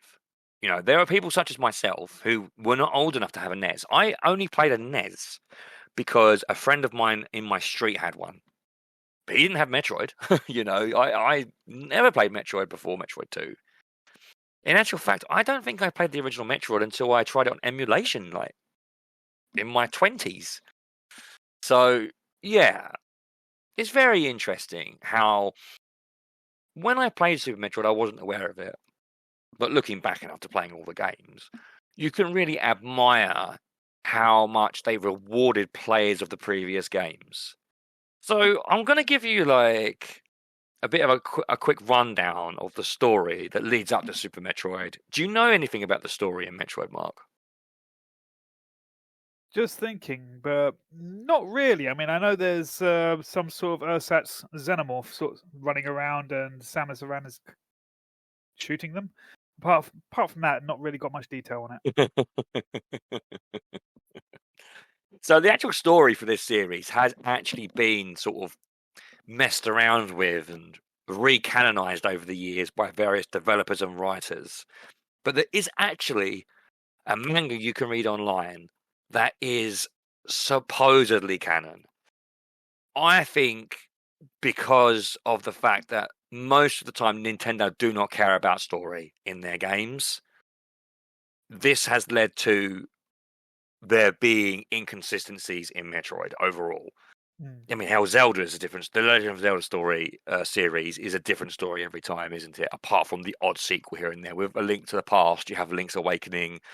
Ocarina of Time, you have Majora's Mask, and yes, these games, these duologies, have like direct references to each other. Regarding Majora's Mask, the effects of Ocarina of Time directly lead into it, so there is, a narrative arc between the two. But we're talking about 1994, not 1999 at the moment. But for the most part, Nintendo are like, no, story later, game first. So, which is interesting, really, because when I think of Metroid, all I think about is the narrative. So the protagonist, Samus Aran, was one of the earliest female protagonists of the medium, as mentioned. And intrinsic to the story is her origin. She's a mute protagonist, as is known. And bar one or two games, and considering the tone of the game, it does actually suit. Most of the time when they've given Samus dialogue, they fucked it up. It doesn't work. I'm not saying that's because the dialogue is bad. It is, though. It's because I think that whatever voice is in your head already is incomparable with whatever voice they give her. It's strange. I suppose that's the problem with having a mute protagonist, then deciding you're going to voice them at a later point. I mean, Valve have yet to voice Gordon Freeman, as far as I know. I still remember how tricky it was for me when, after playing Final Fantasy VII, they're watching Advent Children. Oh, yes. It's a bit strange to have Cloud. I mean, he was still a man of few words, but it was still a bit strange to have him talking. He was quite close, though, to be honest with you. He just sounded like an emo. Yeah. An emo Japanese, stern, like, gravelly voice, like all Japanese protagonists, to be honest with you. Yeah. But yeah, it does. It plays with expectations. And this could be a problem. So, but in regard to Super Metroid, it works. And I suppose regarding like the written medium, such as, and visual medium, such as manga, that works as well because you hear her voice in your head. In Metroid Other M, they gave her a voice actor. I mean, with dialogue, and in Metroid Fusion, which is a 2D game on the Game Boy Advance, she has written dialogue, and it's not great either. Sometimes I think that is down to translation errors, though, and nuance being lost in translation. But anyway, so Samus Aran is a young girl on an Earth colony, and this Earth colony is attacked by space pirates. Now, in terms of the origin of the space pirates, sources are mixed, but basically what you can imagine is that there's a really, really, really smart dragon-like monster called Ridley, and he has basically formed this faction and basically is sticking his fingers up at the Galactic Federation of the universe. This Galactic Federation is like archetypical of any Galactic Federation in any universe, you could say. It's not really important that it's different to any other Galactic Federation. It just is. It is the overall government, let's say, of this space-led universe. And so, Samus Aran's colony is attacked by space pirates, and her mother is killed in front of her. This actually has ramifications long term, because as we know, Samus ends up becoming a space warrior, and Ridley is her nemesis. So Ridley creates his own nemesis by killing.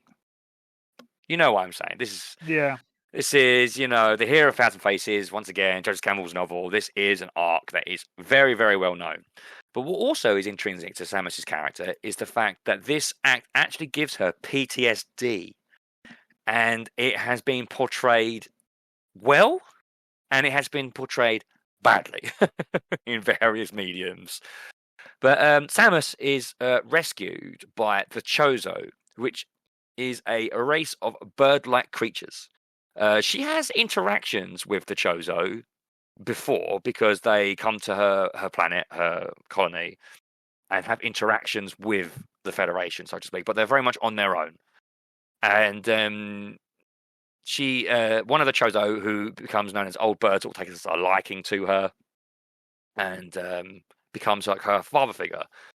And so she is then a human, and the only human on in a race of birds. Let's say, Mowgli, Jungle Book, etc., etc., etc. More Joseph Campbell, Man of Thousand Faces, and whatnot.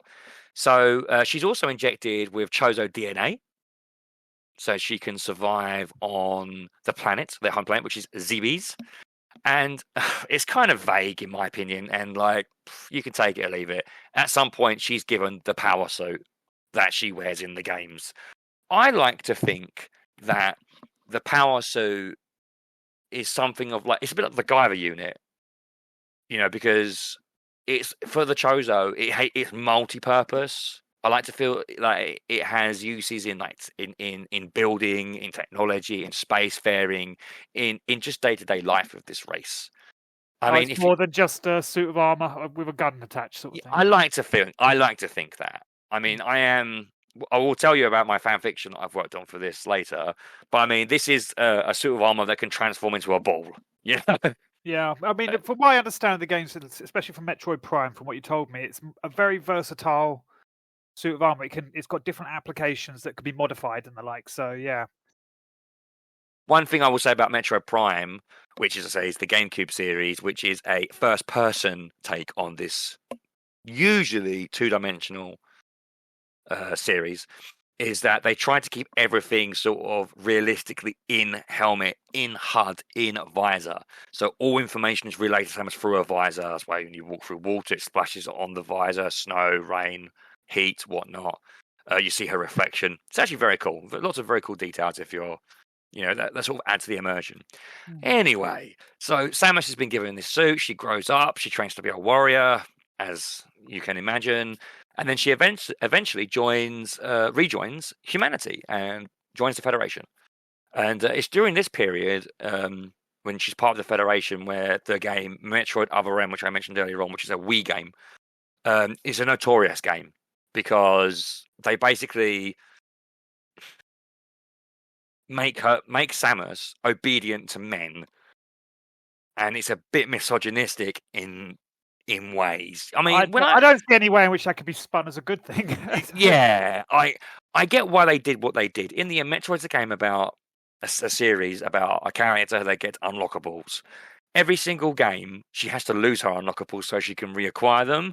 So, like, they usually come up with some like rubbish excuse in the narrative, like she gets blasted into a wall or something like that, and then the suit goes, warning, warning, warning, abilities lost or something like that. But in this game, it's basically her superior officer says you're not allowed to use your powers, and you can only use them when I say so. And basically, instead of like finding the power at a certain point in the environment, at certain points in the environment, Adam, her superior, goes, "Samus, use your missiles," and it's like, oh, it's very obvious that they'd written this narrative with these characters, and this was just what they went with because that was what was already there. Do you understand what I mean? Yeah, but that doesn't sound... No, people took it the wrong way and took it badly, and, it is what it is. The game, in my opinion, is okay. Yeah, I mean, I imagine if they come up with a narratively different reason for her not being able to access her abilities, people would have just been, yeah, fine. But the fact they decided to tie this quite major sort of character... Yes, she is major. I mean, I wouldn't... You can't say that she's a feminist character, I suppose. Maybe feminists can take her as a character. I'm not saying you can't, whatever. I've just viewed her as a strong female character, in the same remit as Sarah Connor, Ripley. Obviously, I imagine the Alien reference is what turned Samus Aran into a female at some point. They wanted a female character, blah, blah, blah, blah, blah. So, yeah, unfortunately, this game that occurred that has references to her period in the Federation, not looked on very well. Regardless, it is during this time when she's in the Federation, when the space pirates are still waging war on the universe, let's say, and they end up attacking Samus Aran's Chozo home planet, Zebes, looking for knowledge. This event ends with pirate victory, and the pirates basically embed themselves into ZBs. On ZBs, there is an AI called Mother Brain, and it's Mother Brain's motives, in my opinion, are flaky at best, depending on what source you're looking at, and many sources chop and change it because her motives are flaky. But long story short is Mother Brain, the AI, defects against the Chozo and sides with the space pirates. The AI turns against its creator, which is a common trope, as we know. So this is where Metroid 1 begins in 1986. Samus Aran leaves the Federation due to events that occur in the game of RM, and she becomes a bounty hunter. The space pirates end up using Metroids, which are the biological weapon jellyfish-like creatures that are borderline invincible, that suck the very life force out of their victims. Yes, the space pirates have this weapon now, and it is a threat to the galaxy. The Federation hires Samus. They task her with infiltrating her old home, ZBs, to destroy all Metroids and destroy Mother Brain. Long story short, Samus defeats all the space pirates. She defeats Ridley. She defeats Kraid. She defeats Mother Brain. More importantly, when she defeats Mother Brain, the AI self-destructs and it destroys, let's just say, what is left of the space pirate base at this point, and therefore what is left of Chozo's civilization. But the day's won. It's an important note in the overall narrative to pay attention to, that the pirates dig into Samus Aran's homeworld and take it over, and she is then going back to her homeworld to free it from the space pirates, to find everyone dead. While, this is not explicitly stated, as we were just saying a minute ago about how video game language and narrative combines, i.e. in a bad way, with her superior saying, Samus, use your powers, and Samus goes, yes sir, then uses her powers. In this first game, the video game language and narrative works very well, because she's going into her former homeworld and she finds abilities for her suit upgrades in these things which are Chozo's statues. So it's almost like her people are leaving technology for her to find in secret, and she's fusing with it and then using it. She's literally discovering the secrets of her people as she infiltrates this space pirate base that's on her former home planet. And it works, in my opinion. It makes sense. It makes sense. So Metroid 2, long story short, let me start that again. The Metroid home planet, SR388, is found. Sounds a bit like, what is it called? LV226? Is that the name of the planet in Aliens? That sounds familiar, yeah. Yeah. The Aliens theme is going to carry on in a second. And they find the Metroid home planet, so to speak, and Samus is tasked with destroying the species for good, including its queen, which was the final boss I could never beat. So just like Aliens, Samus Aran does that. But where is this narrative takes a turn is that after killing the queen, Samus finds a lone Metroid hatchling that hatches right before her. And this, if you can imagine the Metroids, they're like jellyfish creatures with like visible nuclei and like mandibles. And this tiny Metroid hatchling sees Samus and thinks it's their mother. And Samus therefore delivers the Metroid to Federation scientists, believing that its powers, its abilities can be used for the greater good for mankind. Which, as you know, Mark, it never goes well, does it? Rarely, if ever. I mean, every single expanded universe alien story pretty much goes down this route, doesn't it? Yes. So this is where the narrative in Super Metroid begins, and where it really starts to get interesting. So said hatchling is being studied on a space station, and this space station sends out a distress call.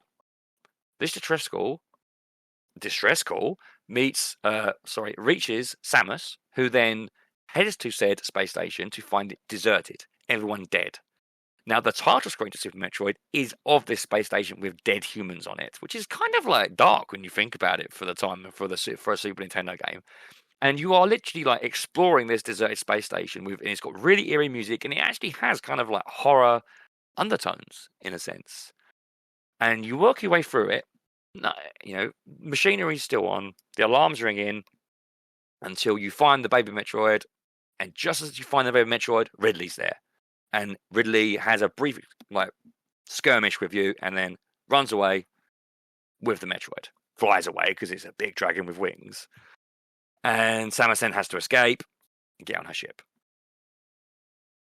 Ridley returns to Zeebies, and Samus finds herself in the same situation that she was in Metroid 1. She's going to have to infiltrate her former home planet once more to rescue the Metroid and stop the space pirates from using this incredibly dangerous bioweapon once again. And immediately there is this environmental conflict. So you land on the planet, Mark, and the game takes you through the route that Samus uses to escape the space pirate base when it's blowing up at the end of Metroid 1986. You go back into the area where you fight Mother Brain, through the area where you fight Ridley, and the place is deserted and destroyed. And it creates this like really dark, tense, sparse horror movie-like atmosphere. And I'm not really sure I could think of any video games that really attempted this on this level before, When I played it as a kid, I had no idea that this was referencing the previous games. I had no idea. I just thought it was just, Atmospheric. But when you first fight Mother Brain, and Mother Brain, the AI, is literally a giant brain with an eye in a glass container that is connected via cables and whatever. When you first fight her in Metroid 1, you're literally fighting this thing in a glass container and its various defense systems, and you end up destroying the canister, and it blows up. You find that canister, and you can see the remnants of the battle, the exact platforms that Samus stood on and whatnot. What follows as Samus explores Zeebies deeper and deeper is the resurgence of the space pirates. And then the story will go on and on and on and on. Where I want to really put focus on, Mark, is the concept of environmental storytelling. We touched on this, didn't we, with Stanley Parable? How like places can tell a story anyway. And that's not just in video games, but I think even in film, in prose fiction, environment is intrinsic to the narrative. I think it is a bit of a cliche for there to be rain when a character's sad. Do you know what I mean? Like, it's been done to death, hasn't it, in film? But I will say, like, one good example of like environmental storytelling would probably be. I mean, I know this is reference. Actually, I picked up on this because it was pointed out to me by the nostalgia critic of all people. Okay. But it was in Roger Rabbit, where at the beginning, Bob Hoskins is in his office. Yes. And he's just drinking, and the camera slowly pans down over a desk, which has pictures of his brother and a magnifying glass with dust on it. Yes. And he just slowly pulls around, so it sweeps back to him, and it's like the next morning, and he's asleep at his desk. Yes. And without saying a word, you know that character already. You can tell what's happened, and not a word has been said. And it's that's a good example of like environmental storytelling in cinema. Yes. Visual storytelling, isn't it? As well. Yes, absolutely. Yes, you're 100% correct. A lesser film would have a narrator say, "Is it Eddie something? Yeah, is that his name?" That's right. Eddie is the main character. That's Bob Hoskins. Yeah, you're right. Yeah, something like that. It would say like, Eddie woke up today and he was feeling rough, blah blah blah blah blah. Eddie's brother was killed or something. A lesser film would have him narrate it and tell you that. And that same concept does extend to Metroid. Much is said out there about how this video game teaches its players its mechanics through gameplay, through its, let's say, video game narrator. Because what you've got to remember is, well, video games are made by many, many people, including the director. This is a video game that doesn't put you through a linear, or is hiding its semi-linear progression through a series of locks and keys. And it will funnel the player through an area, and then it will give you a dead end, and then you'll have to go back, and then you will find the key, let's say, be it an ability, a weapon, a jump, whatever, a grappling beam, to open that door. And it's all about the player like seeing these dead ends or seeing these places they can't reach and remembering them. And something that this game does very well is creating artistic and visually interesting areas that are memorable, so that you could say, "Oh, that was that place." I mean, it's a bit on the nose when the platform that you need actually 3 different abilities to get to. Ridley's area is actually shaped like his face, you know. But at the same time, the actual like elevator that leads to the final area of the game is comprised of statues of the 4 bosses. So, you know, you'll see these 4 bosses and you're like, "Oh, that's weird." And then by chance you'll come back and one of the bosses' statues will go they'll go grey, and if I remember correctly, their eyes got gems and they'll shatter, and then but the other will still be colour. So you'll know just by this act that when I kill the other 3 bosses, I need to come back here, for example. Yeah. And the game does this in far more subtle ways all the way through the game. One of my favourites is that you go into this area, and if you can imagine like a circular glass framed bridge, that's a tunnel. And you go through it, and then the screen goes on to the next area, and then you find a similar tunnel, but it's broken.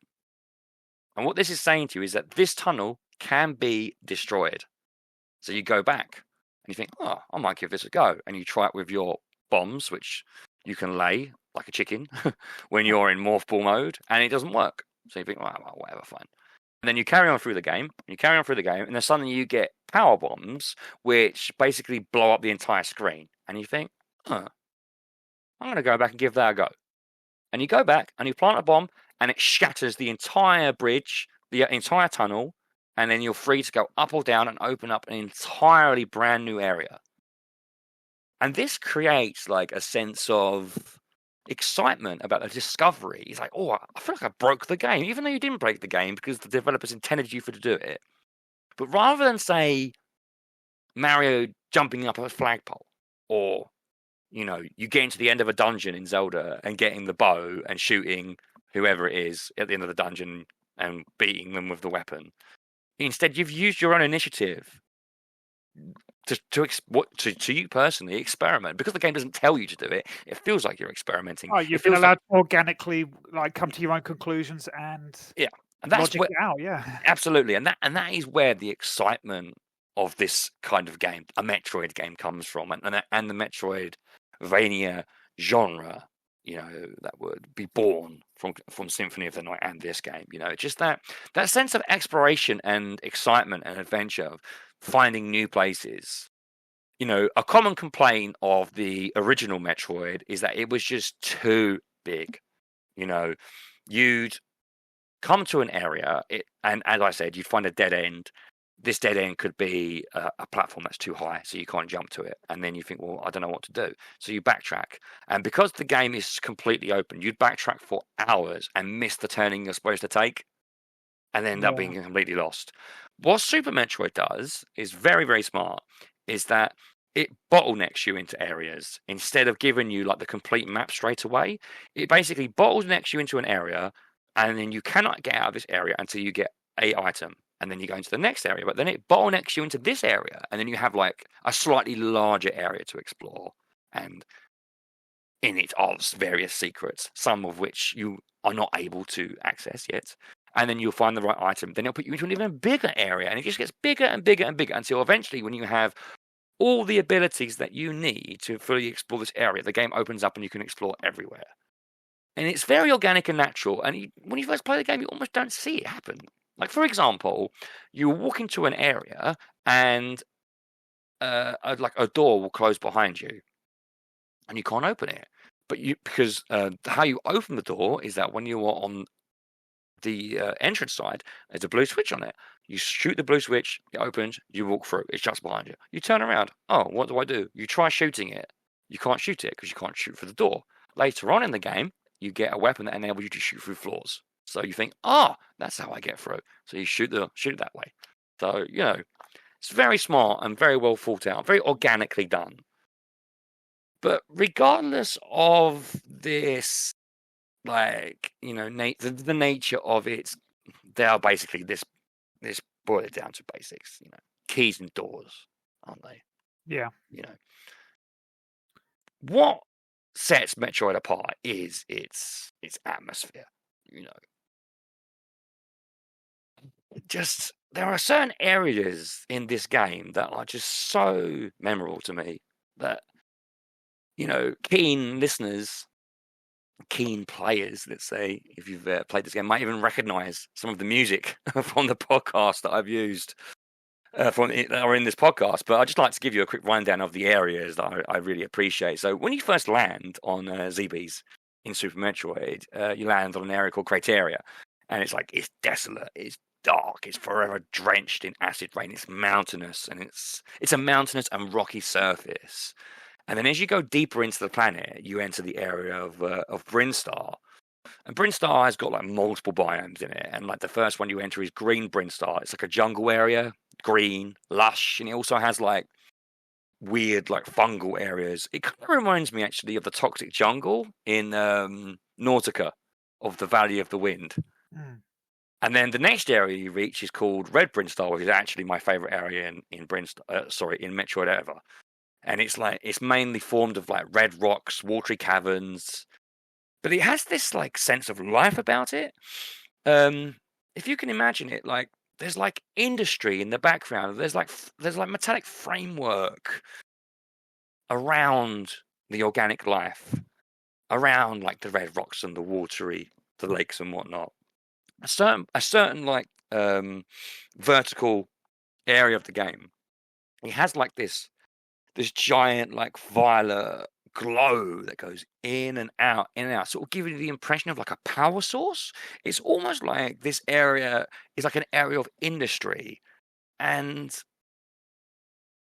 the industry is still running, the power is still running, the energy is still running, but the natural environment has continued to thrive after the Chozos have been killed and the space pirates have done what they've done, because you've got aliens and water going around. And while you're exploring this area, you've got this like possibly one of my favorite pieces of music in a video game. It's I can't to explain it, to describe it. It's moody. It has this like sense of longing and sadness in it as well. And like I can remember just as a kid, just like sitting there and just listening to it and just really letting myself just live in the atmosphere it was creating. It really is incredible. This piece of music is the intro to our podcast. But it's a jazz version of it. I didn't realize that. It's a jazz version of it, yeah. It was perfect when I found it. I was like, I wanted something that sort of captures that a jazzy, like chilled out cafe bar, two people having a conversation vibe, but it's also got Metroid in it. So, but yeah, later on you find Norfair, which is all lava, and the music's like heavy and drumbeat driven. Meridia has got like is desert-like with quicksand, despite being overgrown by foliage, and then you end up in Torian, which is where the space pirates base is. And this is where like the finale of the game begins. And I'd really like to talk you through it, Mark. I may well have banged on about it to you over the years. I'm gonna tell you all about it all over again. I'm really sorry, because it is one of my favorite moments in a video game of all time. Okay. So when Samus defeats all these bosses and enters Torian, she discovers Metroids. But these are not Metroids like in the previous games. They are actually like weaker versions of Metroids, which is insinuating that the space pirates have already begun engineering their own clones of this, super dangerous species. Traditionally in Metroid games, you have to freeze Metroids first because they're allergic to the cold, and then shoot them enough times after to kill them. But this is not the case with these like fake Metroids. They're quite easily dispatched. And then you enter this area, Mark, and over the course of the game, the narrative has introduced to you this creature. This creature is born of the limits of the technology, of the hardware, let's say. But regardless, you face like a smaller version of it, then you face a bigger version of it. And over the course of the game, this thing gets bigger and bigger and bigger and bigger until you find it again and again and again until you enter this Aryan Taurian and you find a version of this that has basically been turned to dust. Something has drained it of its life force, let's say, completely. And this creature is huge. And so this is already setting up the big reveal. The big reveal that is the Super Metroid. And Samus comes face to face with the biggest Metroid she's ever seen. It's like as big as the screen, let's say. You shoot it, it's pointless. You can't do anything. You can't damage it. And so what a Metroid does is it wraps itself around you and starts eating you, basically. In Nintendo fashion, it's draining you of your life bar. So this giant Super Metroid starts sucking Samus of its life, and then as you're like playing the game, going, what can I do? You can't. You feel like this is the game with save points. This is not a game where you can save where you want. So if you die, you lose progress. And the life bar's going down. You're panicking. I panicked. I had no idea what was going on. And then, as is traditional with like Zelda as well. And many games of the ilk, when your life gets very low, there's like an alarm, right? It's really annoying in Zelda, I found. In Metroid, it's like the sound of your suit ringing. It goes, whoop, whoop, a warning that you're about to die. The moment this alarm signals, the Super Metroid lets you go. And it starts to make these like weird noises, like it's mewling, and it flies away. And what is being insinuated is that this is the Metroid hatchling. Because in the opening sequence, when you fight Ridley, you are left, low on health. Oh, so it recognizes the sound of the suit alerting you to Exactly. That's exactly what happens. And so the story continues. The Super Metroid leaves. Samus.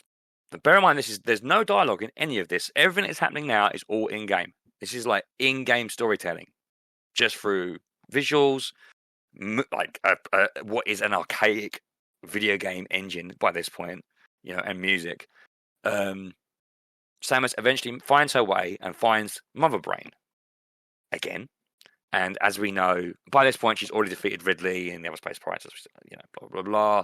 Mother Brain is a giant eye brain in a tube in an area with defense mechanisms, just like in 1986. So, you break the cage, you break the glass, you destroy Mother Brain, it's over. But it's not, because at that exact moment, Mother Brain reveals her winning hand, let's say, and suddenly it's revealed that she has built herself a gigantic, like, weird biomechanical mech suit. And, like, the music is, like, really dramatic, and it just, like, literally Mother Brain's head just rises up from the ground on this suit, and it's like, screen size, and you end up fighting this, like... I almost want to say, like, its body looks a bit like the things from Attack on Titan, maybe? It's really weird and quite, like, techno-organic, disturbing. Yeah. And you end up fighting this, and you cannot win this fight. It is unwinnable. You will get to a point when your armor is making that noise again, and then the Super Metroid comes and saves you. And the Super Metroid just literally, like Mother Brain's head is like on like a large neck, and it's swinging around, screaming at you and firing laser bolts at you. And then like the Super Metroid just appears and like starts sucking the life out of Mother Brain and completely kills Mother Brain. And then the Super Metroid then starts channeling the energy from Mother Brain to you, like, doing the same thing. While this is happening, Mother Brain starts to wake up. Mother Brain wakes up, kills the Super Metroid, and it is so dramatic. It's so dramatic. It's so well done. And the Super Metroid dies while healing you. And after it's given you the last of its health, it sort of rises up and it makes this one last ditch effort to attack Mother Brain and just is disintegrated in front of you. And like the last of its energy, let's say, sort of falls onto Samus. And basically this is the end of the game now. Samus ends up having this like incredible power I think it's called the Omega Beam, if I remember correctly. It's slipping me right now. And you have a final fight with Mother Brain, and you cannot lose this fight, basically. It's impossible to lose it. It is literally a massacre. You're so powerful by this point that Mother Brain cannot do anything. And in-game, you just destroy her. It is so good. So epic and so well done. Like, you're like, I mean, this is a jellyfish creature in the end. I'm not saying that I felt great affinity for it. Well, it's a culmination of a story that's played from previous games, yeah. Correct, yeah. Like, the game did a good enough job of building it up that when you finally destroy, Mother Brain, it is satisfying, let's say. And like I said, all in game. The only time that you can't control yourself during this entire sequence is when you have 1 HP. And Samus is on the floor, nearly dead, and because you can't move, and that's the only reason, and it makes logical sense. It's again the narrative being told through the video game form, and it really is brilliant. It really, really is. I mean, after my brain dies, the self-destruct mechanism happens. It goes off again. You have to escape, as you do in every single Metroid game ever, and whatever, and then you get the credits and whatever. And it's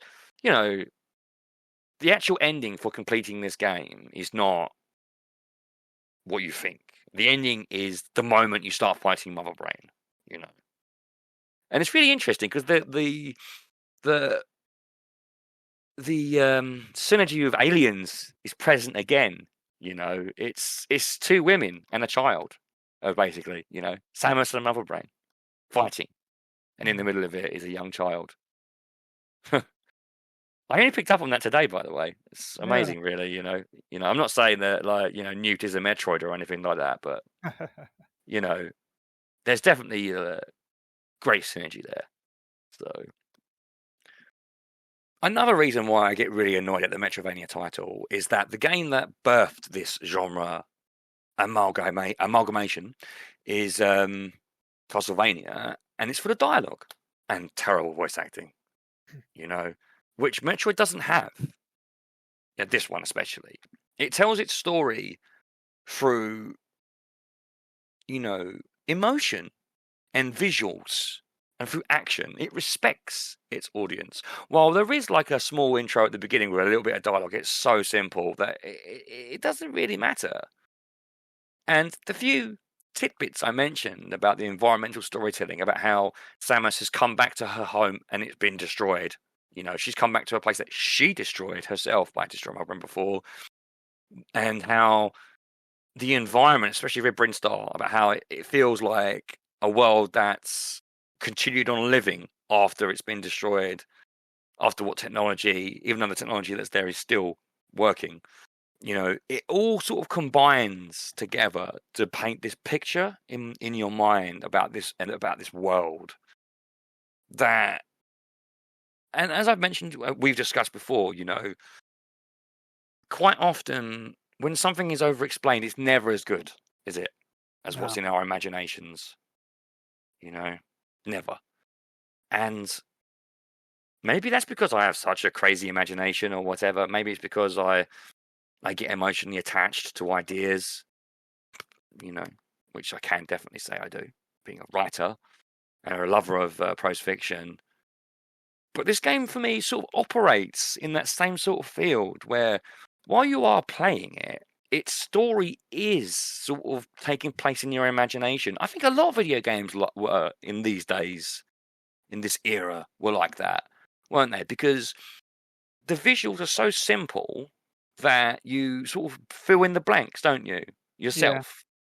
They have to be what's the word? Economic with what they've got in terms of like the 8-bit and the 16-bit. Palette. So even 32-bit, I mean, look at Final Fantasy VII, for example. The graphics are fucking terrible nowadays. Very simplistic, very, very simplistic. But that was an epic story because of everything that you put into it as you were playing it, so to speak. Yes, of course. Yeah. Speaking of JRPGs may tell stories, but in the end, they are just walls of text, aren't they? Though, let's be honest. That's what Final Fantasy VII is. It's a wall of text with some very, very simple imagery around it. Yeah. I'm not taking away from it, not to take away from other classics, Chrono Trigger, Final Fantasy VI, even, Zelda games, Ocarina of Time does more with its, it's more cinematic than many of these games. But Yeah. versus, say, A Link to the Past on the same console, not to take away from them, but they don't use the video game medium in the same way as Super Metroid. Super Metroid goes out of its way to use the medium's strengths to tell its story. Apparently, during the creation of the game, there was pressure to have more of a story in it. Maybe that's the reason why there was like that brief intro sequence that explains the setup, But Sakamoto was adamant that they wanted this game to not patronize the players, to not hold their hand, like visibly. They wanted to guide the player through the craftsmanship of the world, the narrative of the environment, let's say, the planning of the environment, and make the player feel like they're all experiencing it for the first time. While there are secrets, there is sequence breaking, there are glitches you can use, figuring out that you can break through that wall that you couldn't before is, it makes you feel like, you've broken the game. Yeah. And that's great, and that's always been it's not been the reason why I love this series. The reason why I love this game is because of the atmosphere. It purely is just the emotions I get when I play it. The combination of the palette, the visuals, the environments, and the music together, that world, the sense of isolation, and feeling alone in exploring an alien world. Which brings me to my next point. Did you know that there was going to be a movie adaptation of Metroid in the 90s, Mark? I didn't realise that, no. Now, let me tell you who was going to make it. This might surprise you. John Woo. You say that. I can see it's certainly a way of getting it away from any sort of alien sort of like accusations, like in terms of like ripping that off. If you go and watch cutscenes from the newer Metroid games, like Samus is like a badass, super powerful warrior in that suit of armor. So like John Woo would do that justice, but I don't know. Yeah, but where would the doves come from in deep space? Exactly. This is why he couldn't do it. But as I mentioned earlier on about how many other writers in Nintendo have sort of played with Metroid's narrative to its detriment, I would say often. There's always been talk about there being a movie, because in some ways it is filmable, I think. But in other ways, it really isn't, I mean, how do you, as when they gave Samus Aran a voice, in the game Metroid Other M, people hate it. The content helps. It was bad, but she sounded disinterested, let's say, and dry. As I may have mentioned to you before, though, often a character who is stoic and distant, that kind of character archetype in Japan is viewed as being strong, and in in Western culture, it's not. It's viewed as being boring. Yeah, people want their wisecracks. They want their charming protagonist, rather. Let's say charming, but they want someone who they feel they can connect with more, and sometimes that stoicism can create a bit of a barrier. Distance. It creates distance, doesn't it? I mean, I'm not Japanese. I can't really say what it means for the culture. Personally, it's just what I've read from interviews and people have said, and my own personal observations of like Western storytelling and whatnot, and Eastern storytelling in video games. And I mean, look at Cloud, the main character, in Final Fantasy VII, and Squall, actually, and in 6, Terra. They're all, distant edgelords almost. Secretly emo but distant. And Samus, I suppose, is distant in that regard. She's also an open book for the player to project onto. So, I like to imagine that when she comes to ZBs and explores these areas, she gets an overwhelming sense of grief and nostalgia, because this was her home. Yeah. And it's been destroyed and abused, should I say. It's been abused, But in the end, it is a video game. It's a video game by Nintendo, and the narrative is... the story is less important. There is no, distinct ultimate Metroid story yet in video game form that really covers all the bases. I think they've tried. The Prime series tries to have a better story, and the more recent, the remake of 2, And then the more recent Metroid Dread sort of tries to sort of cap the series off with a really big story of its own. And it works. It's good for what it is. For me personally, they've not quite hit it on the head yet. Which is where I tell you now, Mark, but I'm not going to go into too much detail about it, is that I have actually been working on and off for years on a Metroid fan fiction. Did I ever give you the short story to read? No, you never did. So basically, I was asking myself, how would I tell my own Metroid story?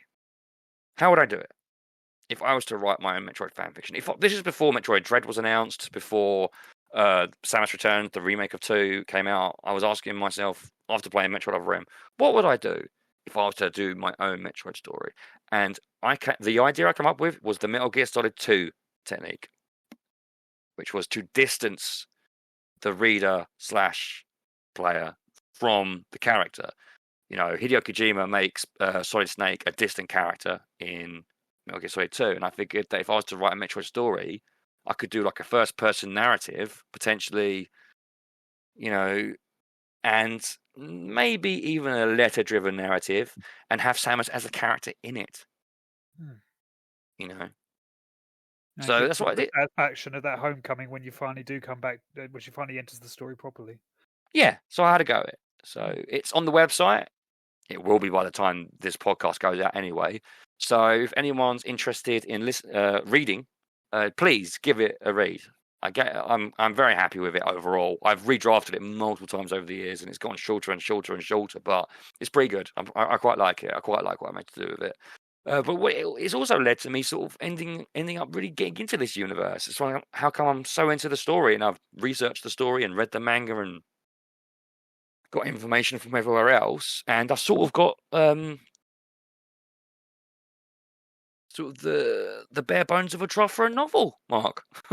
It turns out, but with a novel where Samus is the main character and speaks. So yeah. I kind of need to get. I would like to get back to that at some point. I have considered like putting it on the website as like a serial, but as of recording this, I'm still working on redrafting one of my other novels, so that's on the back burner for now. But it's definitely something I'm thinking about doing sometime in the future. So yeah. So anyway, that's it for Metroid this week. I hope that wasn't too boring for you, Mark. I hope it was at least a little bit interesting. No, man, it was educational. I mean, as I say, I've always known somewhat about like Metroid and the very bare basics of it, but that is an interesting story. The idea of this with Mother Brain and Samus fighting with the Super Metroid coming at the end. I always just thought Super Metroid was just I know, right? A way tag to the fact that it was on the Super Nintendo, like they used to do with Super Mario and stuff like that. Like Super Soccer, Super Tennis. I know, right? Right? Yeah, smart, isn't it? Surprisingly clever. Yeah, that was an interesting tie. Yeah, it's good. So, well, that's it then. This podcast is finished. You can follow me at writer GM Groves on Twitter/X if that's your thing. Also on Facebook and Instagram. Where can anyone find you, Mark? I believe Carrier Pigeon these days. We'll have to give that a go. So if you want to read my work, please check out the website in the pod. Let me start that again. If you want to read my work, please check out my website in the podcast description. There you'll find articles, reviews, stories, and whatnot. So without further ado, I will bid you farewell, and hopefully we will see you soon. Catch you later, dude.